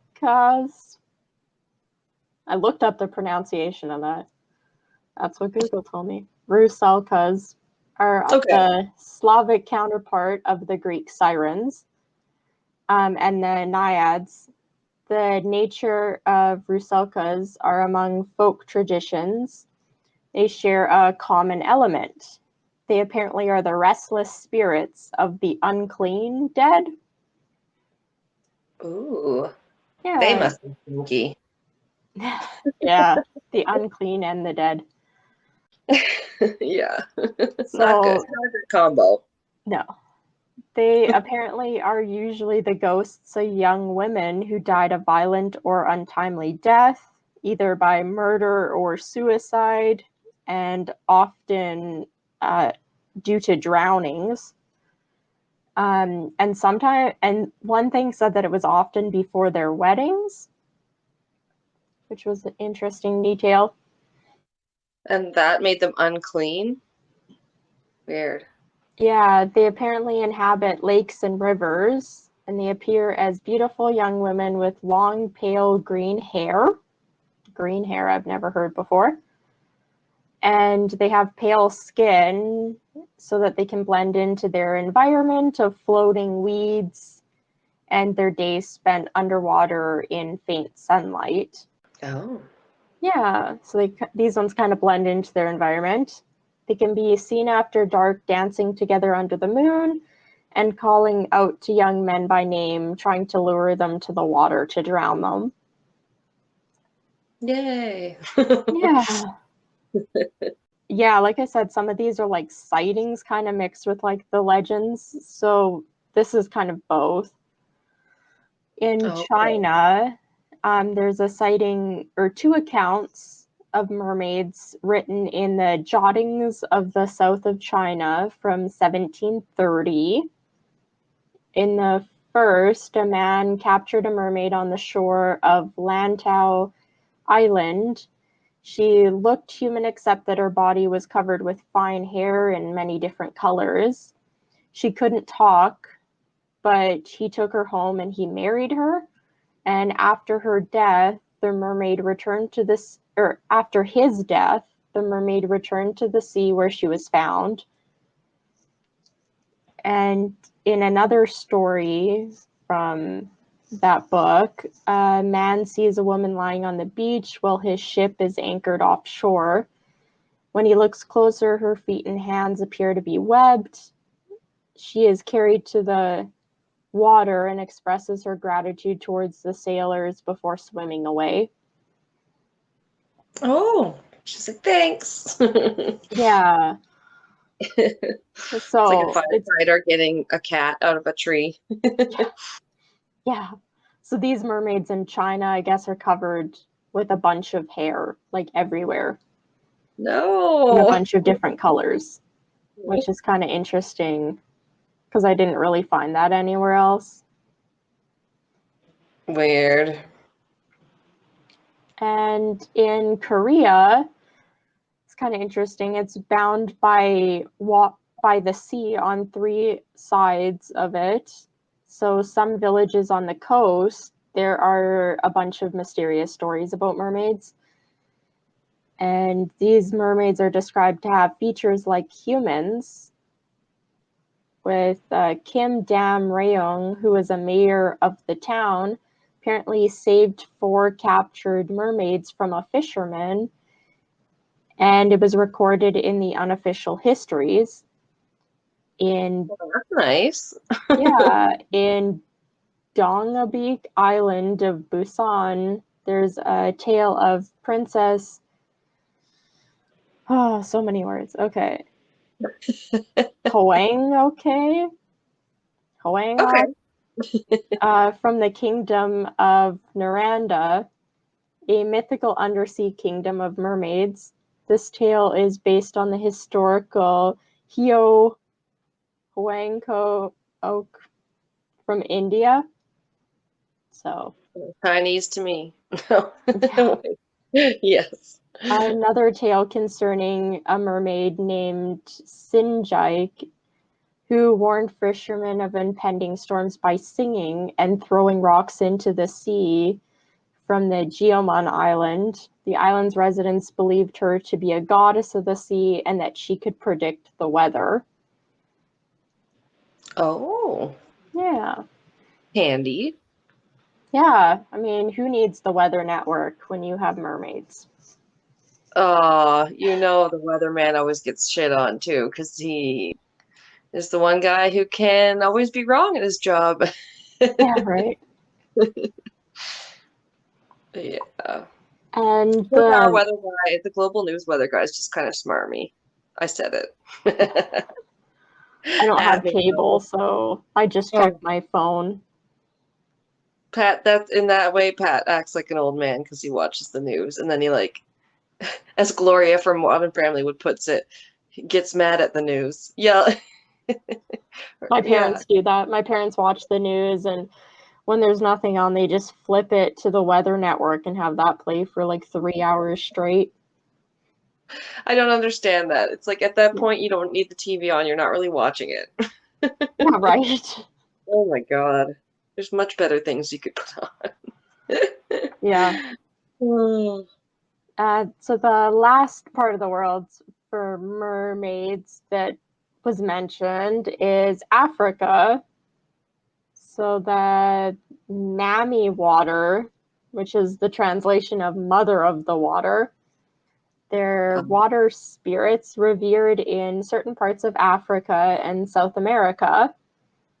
They're typically female, but are sometimes male, and they're regarded as diabolical beings and are often portrayed as femme fatales and lure men to their deaths. Oh yeah. Yeah. Girl power. In Zimbabwe, mermaids are known as ninjuzu. They are solitary and occupy one body of water. They can be either benevolent or malicious. Oh, Yeah. it's a grab bag. You never know what you're going to get. Depends if it's that, she's hormonal, she's hungry. You don't So want all to those run across a hangry mermaid. you really don't. And that's why I like this one. I think you'll find this funny. That's why I kept this part in. So angry Nijuzu may be blamed for some misfortunes, such as bad weather or the sudden disappearance of people. So benevolent Ninjuzu reside in peaceful lakes or rivers, and if a person goes missing near such lakes or rivers, he or she may have been taken by them. To obtain the person's release, apparently local elders brew a beer as an offering and ask the Nijuzu to return the person alive. Oh my god. So they brew the mermaid some beer. I loved it. I mean, if maybe all this animal sacrificing has taught us anything, like maybe some people that's just not their bag. They're like a vegetarian. They're like, I would prefer a home brew or some kombucha or a coffee. Like you even put thought into the gift. Yeah. That's awesome. Yeah, I just thought that was hilarious. So those seeking the person's release are told not to cry or shed any tears. And if the Nijuzu releases the person, he or she apparently will become or be seen as a traditional healer with the knowledge of herbs, medicinal plants, and cures, which is kind of interesting. So you get kidnapped by mermaids, they offer a beer for your release, and suddenly you're a healer. If you come back alive. Yeah, that's true. If you come back alive. Oh dear. Nope. So my next section is some of the sightings that I haven't already discussed. Oh, that's cool. So these ones are in order. So the oldest one I have is and all of these are like, some of them are kind of like paragraph long quotes.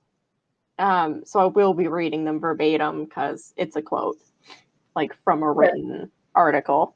So in the mid-13th century book called Speculum Regale, it describes a mermaid that washed ashore on the coast of Greenland. So it says, like a woman as far down as her waist, long hands and soft hair, the neck and head in all respects like those of a human being. The hands seem to be long and the fingers not to be pointed, but united into a web like that on the feet of water birds. From the waist downwards, this monster resembles a fish with scales, tail, and fins. This shows itself especially before heavy storms. The habit of this creature is to dive frequently and rise again to the surface with fishes in its hands. When sailors see it playing with the fish or throwing them towards the ship, they fear that they are doomed to lose several of the crew. But when it casts the fish from the vessel, then the sailors take it as a good omen that they will not suffer loss in the impending storm. This monster has a very horrible face, with a broad brow and piercing eyes, and a wide mouth and double chin. What? Right? I have so many questions. When was this? Did we say? In the mid-13th century. Oh, okay. So all we got's a description or whatever. Yeah. Okay. I like that it's described that it has the head and neck of a human, but then it has a horrible face and a broad brow and a double chin and a wide mouth. It was just me. I was out there swimming. Okay. Wide brow. I don't know. In the city of Kampen, in the Netherlands during the year 1403, it's recorded that a dike had a crack, apparently, which opened into the sea. When this opened, water started flooding the river, and the locals repaired it. And when they did, they apparently saw a mermaid swimming in the river near the town. At first, people were a little scared, but the mermaid didn't bother anyone and just kept swimming. Later, the villagers captured the mermaid, and she transformed into a human with 2 legs.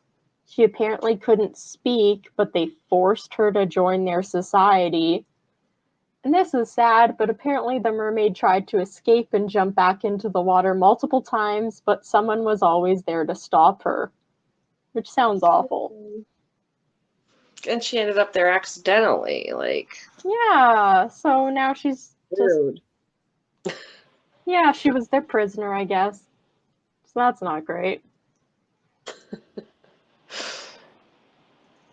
In 1493, sailing off the coast of Hispaniola, Yeah. Christopher Columbus spotted 3 sirens, or mermaids, which he said were not as beautiful as they are represented due to some masculine features in their faces. But rude. Yeah, rude. It's like, he's not used to them because he's from Europe, and that's like friggin' Cuba and Dominican Republic, and he's and all that, and he's all like, these people don't look the same. Right. But apparently this sighting from 1493 by Christopher Columbus is disregarded and considered to be the sightings of actual manatees, which is hilarious. Oh. Well, yeah. I guess that could be the case. I don't know. Yeah. So jumping ahead like 100 years, in 1603, a mermaid was spotted off the coast of Wales near Pendine. A farmer spotted the creature and then called others over to watch the mermaid, apparently for like 3 hours. Yeah. Wow. The story was credible enough due to the multiple witness accounts that in 1604 an image was created to depict the mermaid, and it described her as a monstrous fish that appeared in the form of a woman from her waist upward. That's the only description it has. And the picture I found was like nothing. It was like a nothing picture. So I didn't include it on the website, but you can look it up if you want. It was a nothing picture? It was a garbage picture? Yeah, it was pretty much just like a sketch of like a fish. Oh. Yeah. And so the next one is 1608, during Henry Hudson's second voyage in June. So June 1608, members of his crew reported a mermaid in the Arctic Ocean, either in the Norwegian or Barents Seas. So I'd have to imagine that would be quite cold. Oh, yeah. Yeah. If I was a mermaid, I'd want to be like in the Bahamas. I don't want to be in the Arctic Ocean. Yeah, they must be Scandinavian mermaids. Yeah. Hot. Yeah. That's sexy. We should make that a pilot. Vikings did so well. Yeah, Scandinavian mermaids. We can just ask all those actors. I mean, anyway. We'll get back on that later. Yeah. Donate to our Patreon. Right? So he writes, this is his account. This morning, one of our company, looking overboard, saw a mermaid. And calling up some of the company to see her, one more came up, and by the tune, she was come close to the ship's side, looking earnestly on the men. A little after, a sea came and overturned her. From the navel upward, her back and breasts were like a woman's, as they say that saw her. Her body as big as one of us, her skin very white, and long hair hanging down behind of color black. In her going down, they saw her tail, which was like the tail of a porpoise and speckled like a mackerel. A purpose or a porpoise? It says porpoise. What? Old-timey thing. All right. Sounds I like like that it was speckled like a mackerel. It's awful. weird. Hot. And then she's looking at the men in earnest. There's that lust. Yeah. In 1718, Europeans were traveling all over the world, and when they encountered new plants and animals, they would draw the creatures or plants. So a painter named Samuel Fuller included a real mermaid drawing in 1718 in a book. Fuller claimed that he caught the mermaid himself and brought her into his house. He then drew the picture of the mermaid and tried to nurse it back to health. Fuller wrote that the mermaid lived in a container of water and squeaked like a mouse. Well, maybe you took her out of the sea, you dumbass. After 4 days, it's sad, but after 4 days, the mermaid died of starvation because she refused to eat. But what were you trying to feed her? Exactly. Yeah, Samuel, what were you trying to feed the mermaid? God. Ugh. So there are some. So my next one here is jumping ahead again. So Boop, boop, boop. the last one was 1718. This one's 1801 with It's like every 100 years or so. with Van Battenberg. Oh. Yeah. Sounds like someone off The Crown. Like, it wasn't that Philip's family? I watched some of that. I don't know. I have no idea. I have the least amount of interest in the royal family as you could possibly have. Yeah, it was a name I heard on that show. Okay. Mm-hmm. He was the governor of the island of Berbice in the Caribbean, and he gives the following account and descriptions of their local mermaids. He says the upper portion resembles a human figure, but the head smaller in proportion, sometimes bare. So I guess that means bald. But oftener covered. Bald? What? What means bald? Oh, it says that their head is smaller in proportion and sometimes bare. Oh, I was like, I thought maybe you said fair. No, bare. Okay. But often are covered with a copious quantity of long black hair. The shoulders are broad and breasts large and well formed. Well, there you go. Yeah, of course they are. The lower portion resembles a tail portion of a fish, is of immense dimension, and the tail is also forked, and not unlike that of a dolphin, as it is usually represented. And the color of their skin is either black or tawny. Oh. Yeah, so that one's kind of like a very different description of a mermaid, that they either might have hair or might be bald. Or be brown or black. Yeah. I'm sorry, but I don't want a bald mermaid. That just ruins my image of mermaids. I don't know. Maybe she was just going through some chemo. We don't know. We don't judge other Mermaid people. cancer. I'm trying to make light of cancer. No. Okay. The next one is 1809. It's the first letter referenced in the Kentish Gazette that was written by Miss Mackay, the daughter of a Reverend D. Mackay, who was the minister of Ray in Scotland. Ooh. In her letter, she describes walking on the beach with her cousins, and they saw 3 people on the rocks that were terrified of what they apparently saw in the water. As she approached, she saw a mermaid-like creature in the water. So this is her account. She writes, "The face seemed plump and round, the eyes and nose were small. The former were of a light gray color, and the mouth was large, and from the shape of the jawbone, which seemed straight, the face looked short. The forehead, nose, and chin were white, and the whole side face of a bright pink color.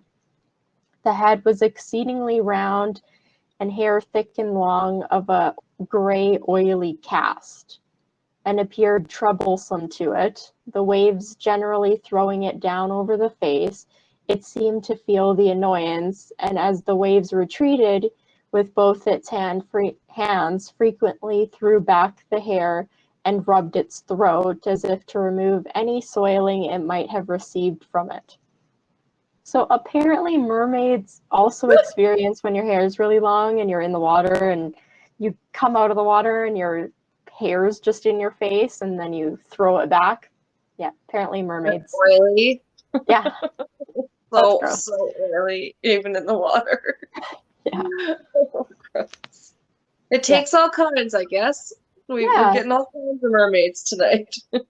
I know, like that's why I included all these vastly different mermaids. They're not always photoshopped and retouched. Yeah, these are not Instagram mermaids. These are real mermaids. These are the paparazzi photos.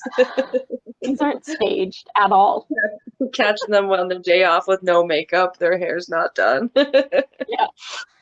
Their wig's not on. They're just bareheaded. During the 1940s, so another jump, this one over 100 years, Japanese soldiers were stationed on the key islands of Indonesia and had some interesting accounts of mer people. The local villagers knew these creatures as orangikan. Oh. Orangikan. Orangikan? Which means... I can't confirm that. I don't know. It means human fish.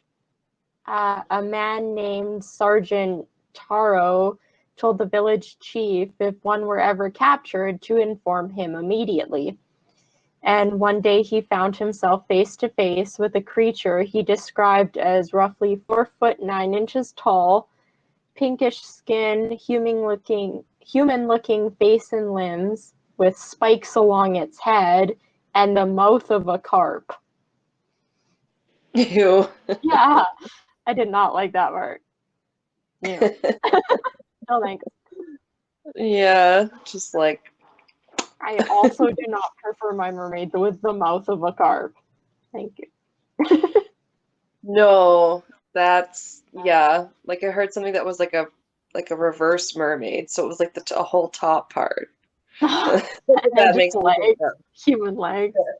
Yes, that's the thing I was wondering if you were going to say it, because I was like, I don't think this is a real thing because I just read it in a book, like a novel. Anyway. So next one is in Canada. In 1967, a group of tourists were on a ferry in Canada and spotted a topless woman with silvery blonde hair on the beach. She apparently had the lower half of a fish and looked like she was eating a salmon. The news went... I was going to say a sandwich. No, a salmon. Ew, just like raw. I guess so. The news went wild, and the city even offered a $25,000 reward if the mermaid was caught. I don't think this said. This was in BC. So the city went wild and offered a $25,000 reward if the mermaid was caught, or if anyone came forward saying it was a hoax, which the one article I looked at said that no one ever did come forward. So when I actually looked up the picture of this mermaid, And I found the picture of it. One of the links I clicked on to get a bigger version of the picture took me into an article that did tell me it was a hoax. So Inception. yeah, this one, what was it? Let me find the picture here. Yeah, as I said, it's in BC from 1967, and it's revealed to have been a fishing derby in the area, was doing like kind of a publicity stunt. And they like dressed this woman up like a mermaid and had her eating fish for like the fishing derby. Okay. Yeah, and her name is Judy Allred. And so the caption says Judy Allred poses as a mermaid on a rocky shore in Active Pass in 1967. The stunt was staged to promote a fishing derby, but the mermaid myth persists. So that picture will be on the website because it's kind of cute. She's just this like long blonde-haired woman sitting on rocks with a mermaid fin. Yeah. Weird. Yeah, I just thought it was funny that the article said no one ever came forward, and then the next thing I clicked on said that it was a publicity stunt by a company. That could be fake news. No. Yeah. But do you know what else happened in Canada in 1967? No. Pamela Anderson was the first baby born that year, making her the first centennial baby, because that was Canada's 100th birthday. Really? Oh my gosh. Yeah, I read that the other day. I was gonna say, how do you know that? I was reading a list of celebrities like the list was saying, so celebrities you forget are Canadian. And I was like, we'll see about that. Challenge accepted. Exactly. It was a long list. I was like, oh yeah, that is quite a few. Okay. In August 2009, so jumping ahead like 50 some years, after dozens of people reported seeing a mermaid leaping out of Haifa Bay waters and doing aerial tricks, the Israeli coastal town, Ariel. yeah, Sorry. Israeli coastal town of Kiryat Yam offered a $1 million award for proof of its existence, which Reward? Yeah, they offered a $1 million award. It says award. I would say it would be reward. I would feel like. But anyway, that's crazy. Yeah. 1 mil. Wow. Yeah. Who's like, okay. They just they just really want to see a mermaid. Okay. Yeah. Cool. And my last two take place in 2012. In February in Zimbabwe, a dam that was being built was never finished because apparently a mermaid kept scaring the workers and they kept like going home and not returning to the site the next day. Okay, guys. Yeah. The government even had to resort to hiring outside help from neighboring countries, which led to the exact same thing happening to the new workers that were hired. And to this day, the dam has still not been finished. And it apparently was reported by Samuel Sipipa Nkomo, that was the water resources minister. So. And they were just scared of her because she just kept showing up, or? Yeah, I guess so. Right. I just find it funny that it was reported by a water resources minister to the government, and the government had to hire people from another country, and then those people didn't return either. Didn't return. Yeah, they kept like going home and not going back to work. Oh, sorry. I thought you meant like not coming home from work alive or whatever. No, okay. They didn't return to work.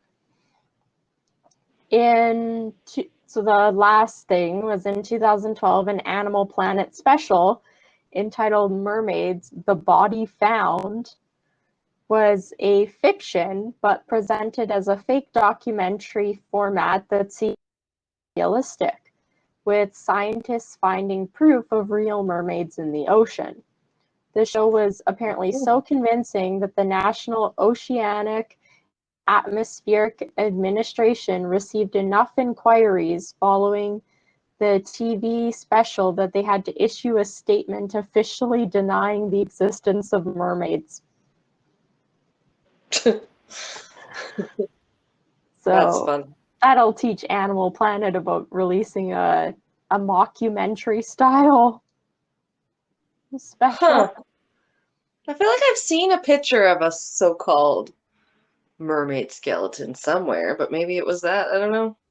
I feel like that's my next section, which is hoaxes and show exhibitions. Ah. So I have 3 of the most famous ones. Just quick little blurb about each. There's the Fiji Mermaid. I think you said a boot.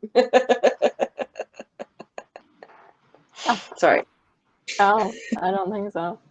About each. Mm-hmm. Fiji Mermaid was exhibited in London in 1822 and later in America by P.T. Barnum in 1842. Okay. It was billed as a mermaid, but this has been apparently referred to as Barnum's Merman in one piece of journalism. So it's been debunked. It looks really creepy. It'll be on the website. All 3 of these actually will, because I just thought all 3 looked creepy. Yeah. I'll have to have a look at them.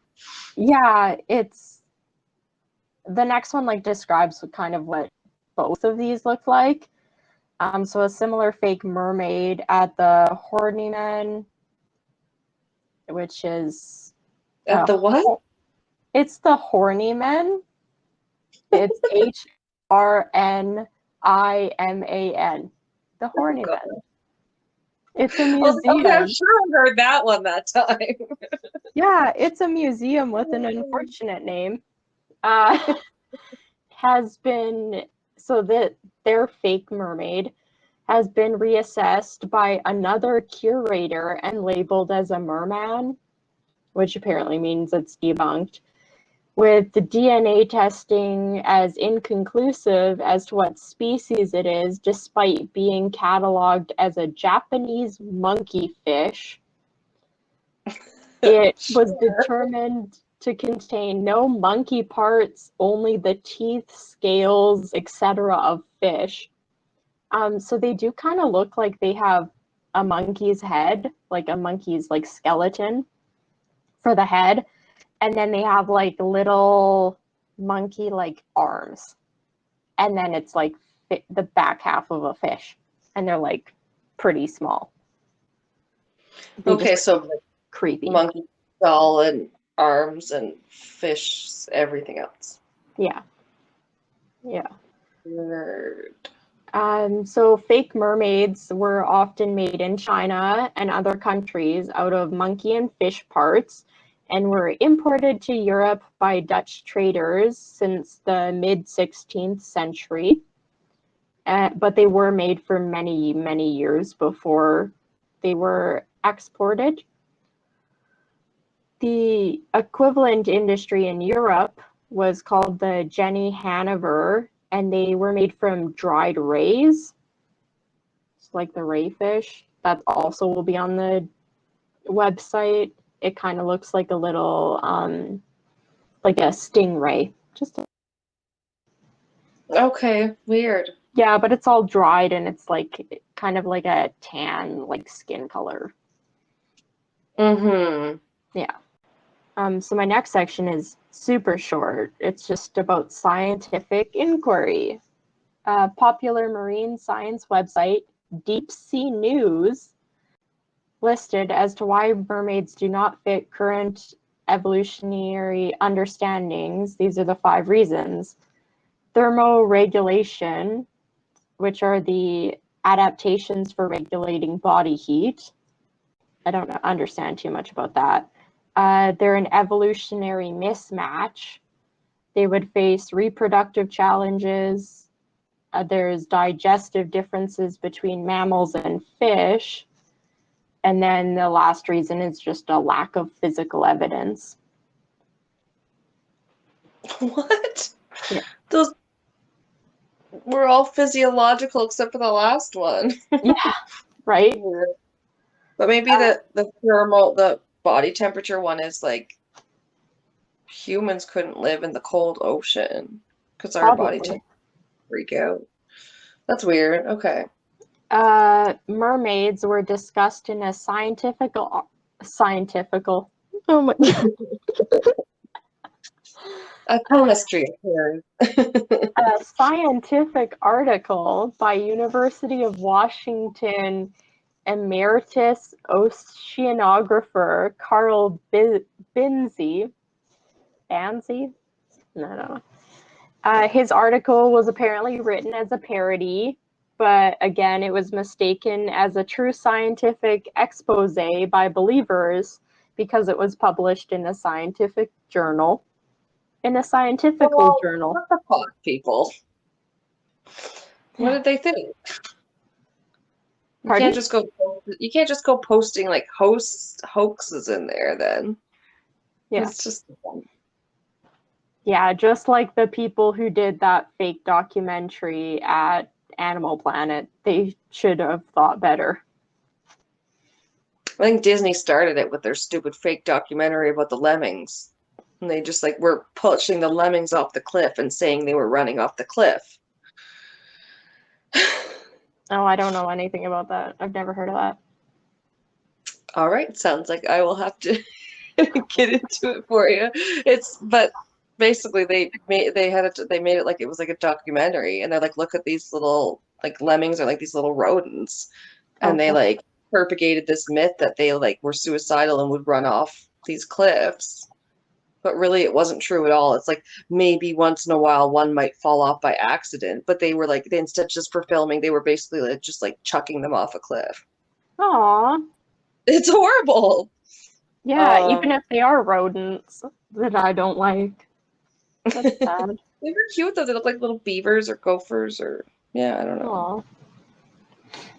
Gross. We'll have to do. I did hear it because I heard something good the other day about like it was a covering the dark side of Disney, and I was like, oh yeah, that shit is good. Ooh, yeah. Stuff's interesting. Yeah, we'll have to do an episode where we get into the dark side of companies or something. I don't know. Yeah, we're about to talk a little bit more about Disney. So I have a small section, or a medium section here about the arts, entertainment, and media surrounding mermaids. Nice. So Hans Christian Andersen, as we mentioned before, wrote The Little Mermaid in 1837 with the title character. So this is the little synopsis I found. The youngest of the Merman King's daughters must wait for her turn to reach the age when she will be allowed to emerge from the sea and sit on a rock to observe the upper world. The mermaid falls in love with a human prince and also longs for an eternal soul like humans. Despite the shorter lifespan, despite the shorter lifespan, the two cravings are intertwined. Only by achieving true love will her soul bind with the humans and become everlasting. But the mermaid's fishtail poses an obstacle for enticing humans, and the sea witch offers a potion to transform into human form at a price: the mermaid's tongue and beautiful voice. The mermaid endures the pain of having human legs, and despite her inability to speak, almost succeeds in wedding the prince. The mermaid is doomed unless she stabs the prince with a magic knife, and one source I found says that she then must bathe in his blood. Yeah. And this is before his marriage, but she chooses not to do this, and apparently dies the mermaid way, dissolving into foam. Yes, I think you're right with the blood because it's all like those versions are always darker. Yeah. And I heard a bit of a deeper dive on it on Night Classy the other day. That was really good. Okay. So, yeah, it was like, I'm oh happy yeah, I you're in kept love that with in. him. Yeah, you're in love with him, but you're gonna have to kill him because he's marrying, kind of like in the Disney one, he's marrying someone else, and like, yeah, you'll have to kill him, and it's like, damn it. Yeah. Okay. So the Little Mermaid book is translated into over 100 languages, and it's similar to the Undine story, which was the water nymph in German folklore who could only obtain an immortal soul by marrying a human being, which is kind of cool. Yeah. Yeah, parallels for sure. Yeah, so Andersen's work inspired a bronze sculpture in Copenhagen harbor and also influenced Western literary works such as Oscar Wilde's The Fisherman and His Soul, which is kind of cool, and as well as H.G. Wells' The Sea Lady. Sue Monk Kidd wrote a book called The Mermaid Chair, which was loosely based on the legends of Saint Cenera and the Mermaid of Zenor. So that was that chair in that church. Okay, I think I remember, yeah. Yeah. So there's 130 public art mermaid statues across the world, with some of these mermaid statues becoming icons in their city or country. Most of them are quite popular tourist attractions. Wow, that's a lot. Yeah. The Havis Amanda statue symbolizes the rebirth of the city of Helsinki, Finland. And the Sirenka mermaid is part of the coat of arms of Warsaw and is considered a protector of Warsaw, capital of Poland, which publicly displays statues of their mermaid. Warsaw, Poland. Yeah, Yeah. Warsaw. Cool. I tried looking up what the Warsaw coat of arms looks like, and I couldn't really find an official version of it. Like every single one of them looks like somebody made it in Photoshop, and all of them look different. Oh. And I only found 12 of them, and every single one of them was different, and every single one of them seemed like a elementary school kid made it. It kind of looked terrible.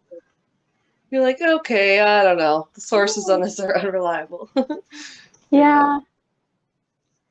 So there is on the website will be this. It's a painting created by John William Waterhouse, finished in 1905, and it's entitled A Mermaid. He painted an image of the Mermaid of Zenor, as well as several other depictions of mermaids in watercolor art. So that one's quite nice. I really liked it. So that'll be on the website. Cool. Maybe we'll put that one on Instagram too if it's a really nice one. Yeah, I really liked it. It was the mermaid's not the whole central part of it, but it's really colorful and pretty. Nice. It's I like the Instagram posts for castles because we had nice pictures for both of ours that I could find. Yeah. I was like, ooh. Yeah, that one was nice. Yeah. So a few film depictions include Miranda, which I don't think I've heard. Some of these I hadn't heard of. That one's from 1948. Okay, that explains it. Yeah. There is Night Tide from 1961, Splash from 1984. I've heard of that one. The one that got me for sure hooked on mermaids with all my friends was Aquamarine in 2006. Oh, really? Yeah, I watched that movie every single day for years. I don't think I've seen it. I love it. I haven't seen it in a long time, but I love that movie. Yeah. There was a 1963 TV series, Route 66 episode entitled The Cruelest Sea. Oh. Charmed. It also has mermaids as well as their spin-off series called Mermaid. We're recording. Scared the crap out of me. Sorry. Yeah. Charmed. Yeah, what? I just said Charmed is one of them. It has mermaids, I guess, and then it had a spin-off series called Mermaid. Oh. Yeah. Did you already say the Little Mermaid movie? No. That I have a little blurb about. Sorry. I'll shut up. There's Everyone knows about it though. Yeah. there's She Creature from 2001, as well as a mermaid being part of the Pirates of the Caribbean on Stranger Tides plot. Which I'm a sucker for the Pirates of the Caribbean movies. Me too, but I can't picture the mermaid right now. I can can't picture either. Yeah, I can picture the sea witch lady, the black lady with the dreads, and Dahlia or whatever the hell her name is. Yeah. Yeah. So the Little Mermaid by Disney, the movie, was released in 1989 with some.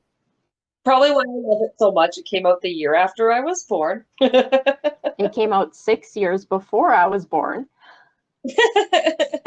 Well, that was my favorite mermaid movie.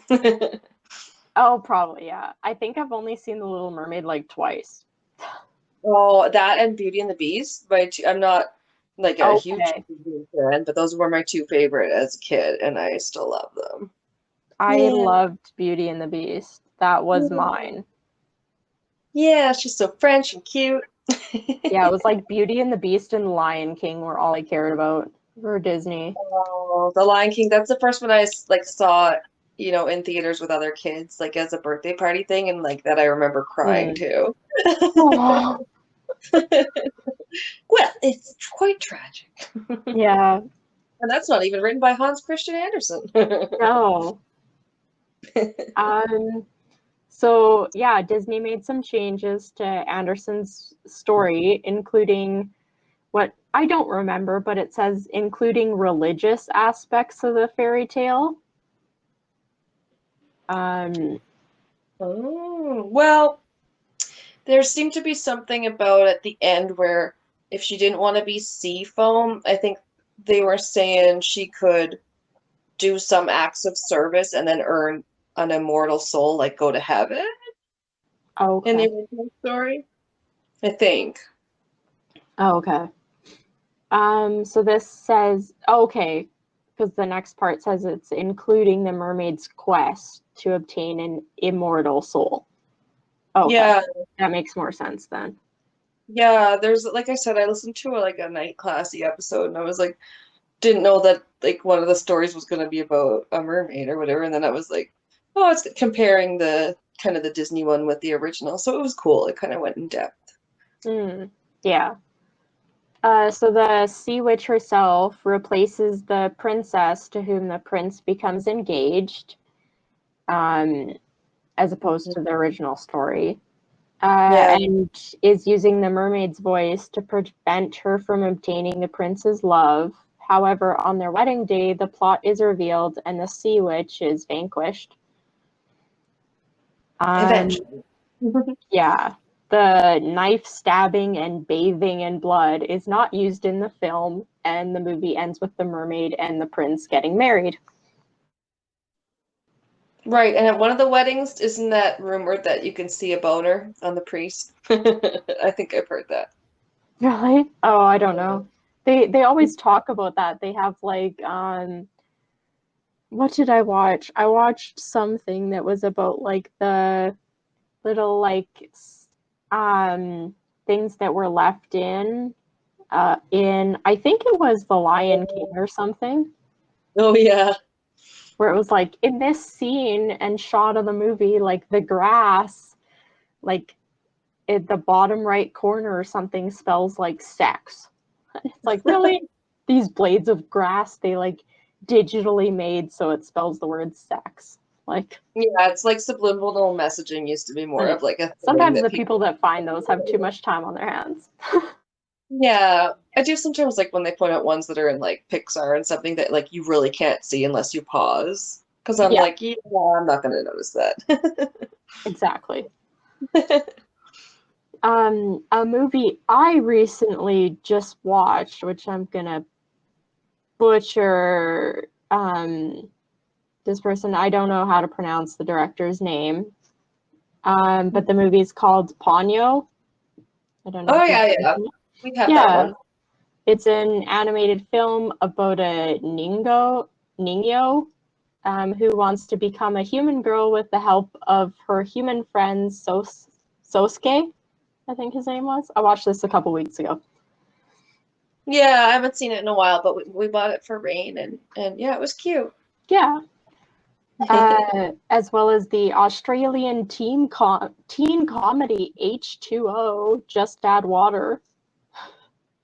Classic. No. Yeah. This follows the adventures of 3 modern-day mermaids along the Golden Coast of Australia. Wow. My last section is just about human divers, kind of, that dress up as mermaids. So there's kind of like 3 different little blurbs here. So there is kind of like a mermaid fandom where people buy like inexpensive monofins to help them make costumes that they use for mermaiding. So people that like dress up in the ones you can kind of like buy as like lounge wear? Okay, not the ones that are like actually in the tanks performing. Well, these people like make their own that they can wear in water, and they actually go to conventions that are held at like public pools and stuff like that. Okay. Yeah. Neat. Yeah. There's also the AMA, which is kind of interesting. They're Japanese skin divers, mostly made of women who traditionally dive. Oh my god. They're skin diving, they're jiving. Traditionally dive for oh my god, I'm done. This is the second last paragraph. I can't speak anymore. They dive for shellfish and seaweed. They typically only wear a loincloth, and they've been in action for like at least the last 2,000 years. A big thing. Wow. Starting in the 20th century, they've been regarded as kind of a tourist attraction, and they operate off reefs near the shore, with some performing for sightseers instead of diving to collect like the shellfish or the seaweed like harvest. They're just there to perform. And they've, for like probably these close to like 2,000 years, they've been romanticized as mermaids, which is kind of cool. Obviously, people are probably just there to see what happens when the loincloth flaps around in the water. I looked them up, and the only pictures I could find, well, I found pictures of them. You can look them up on Google. They're definitely just wearing loincloths. But there's other pictures, including the picture I'll put on the website, where they kind of looks like they're just wearing like old-fashioned like bathing, not like little like bathing caps, and like they're wearing like little striped, almost looks like swimsuits, and they got like buckets and like fishing nets and stuff. It's cute. Cool. Yeah. And then the last is just, there's a group of professional female divers who perform as mermaids at Florida's Waikiki Springs, and they've been performing since Florida. 1947. Sorry, for a minute I'm like, wait, Waikiki, because of that Waikiki beach is like Hawaii, so it's like, what? Yeah, this is Florida's Waikiki Springs, and they've been performing since 1947. It's a state park that calls itself the only city of live mermaids. Because it's a what? The only city of live mermaids. Oh. Yeah. They became like really popular in the 1960s and were drawing almost 1 million tourists a year. Wow. Yeah, that's crazy. Most of the current performers there work part-time while they attend college, and they are all required to be certified scuba divers. Yeah, because they aren't performing with like a breathing apparatus. They have like tubes and stuff where they literally like go under, they take a breath from like oxygen tanks, leave the tank area, and then they like perform for a certain amount of time before they go back and like take another breath. Right, that's gotta be hard. Yeah, so they're wearing fabric tails and they perform kind of an aquatic ballet, all while holding their breath for an audience that has an underwater stage with glass walls.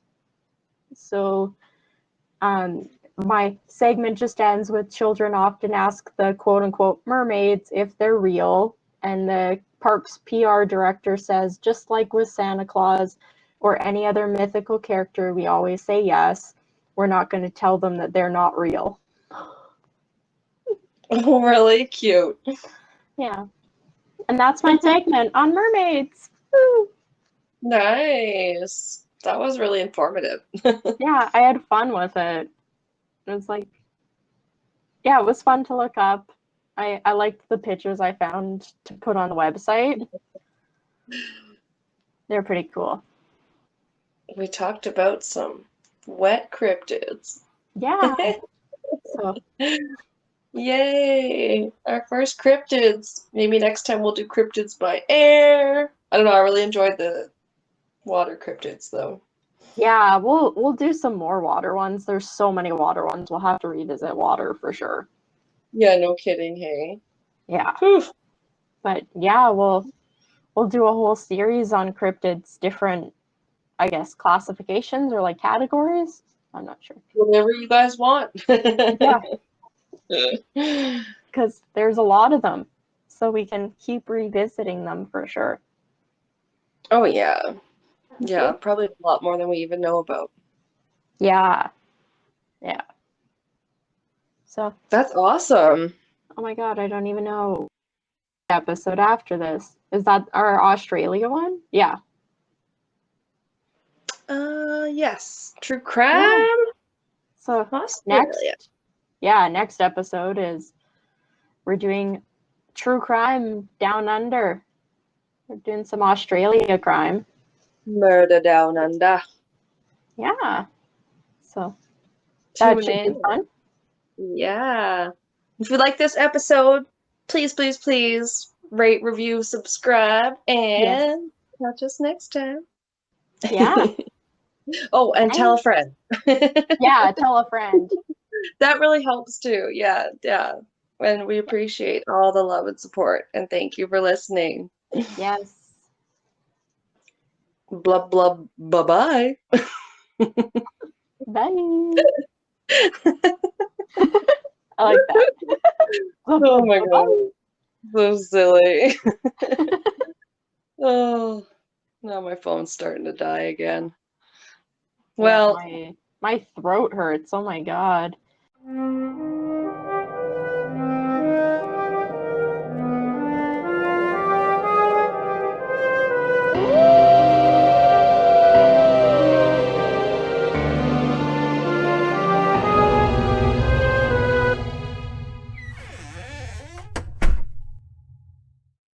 This has been Castles and Cryptids. You can listen to our podcasts on Spotify, Apple Podcasts, Google Podcasts, Anchor, Breaker, and Pocket Casts. Our episodes are also uploaded to our YouTube channel. You can follow us on Instagram and Facebook. And don't forget to check out our Patreon page to view all of our tiers. Become a Patreon supporter today to unlock monthly bonus episodes and behind-the-scenes content. You can also take our poll and let us know what kind of bonus content you'd like to see in the future. On our website, you can listen to all of our episodes as well as view pictures for each of our segments. Our music is by Kobe Off Air. Thanks for listening.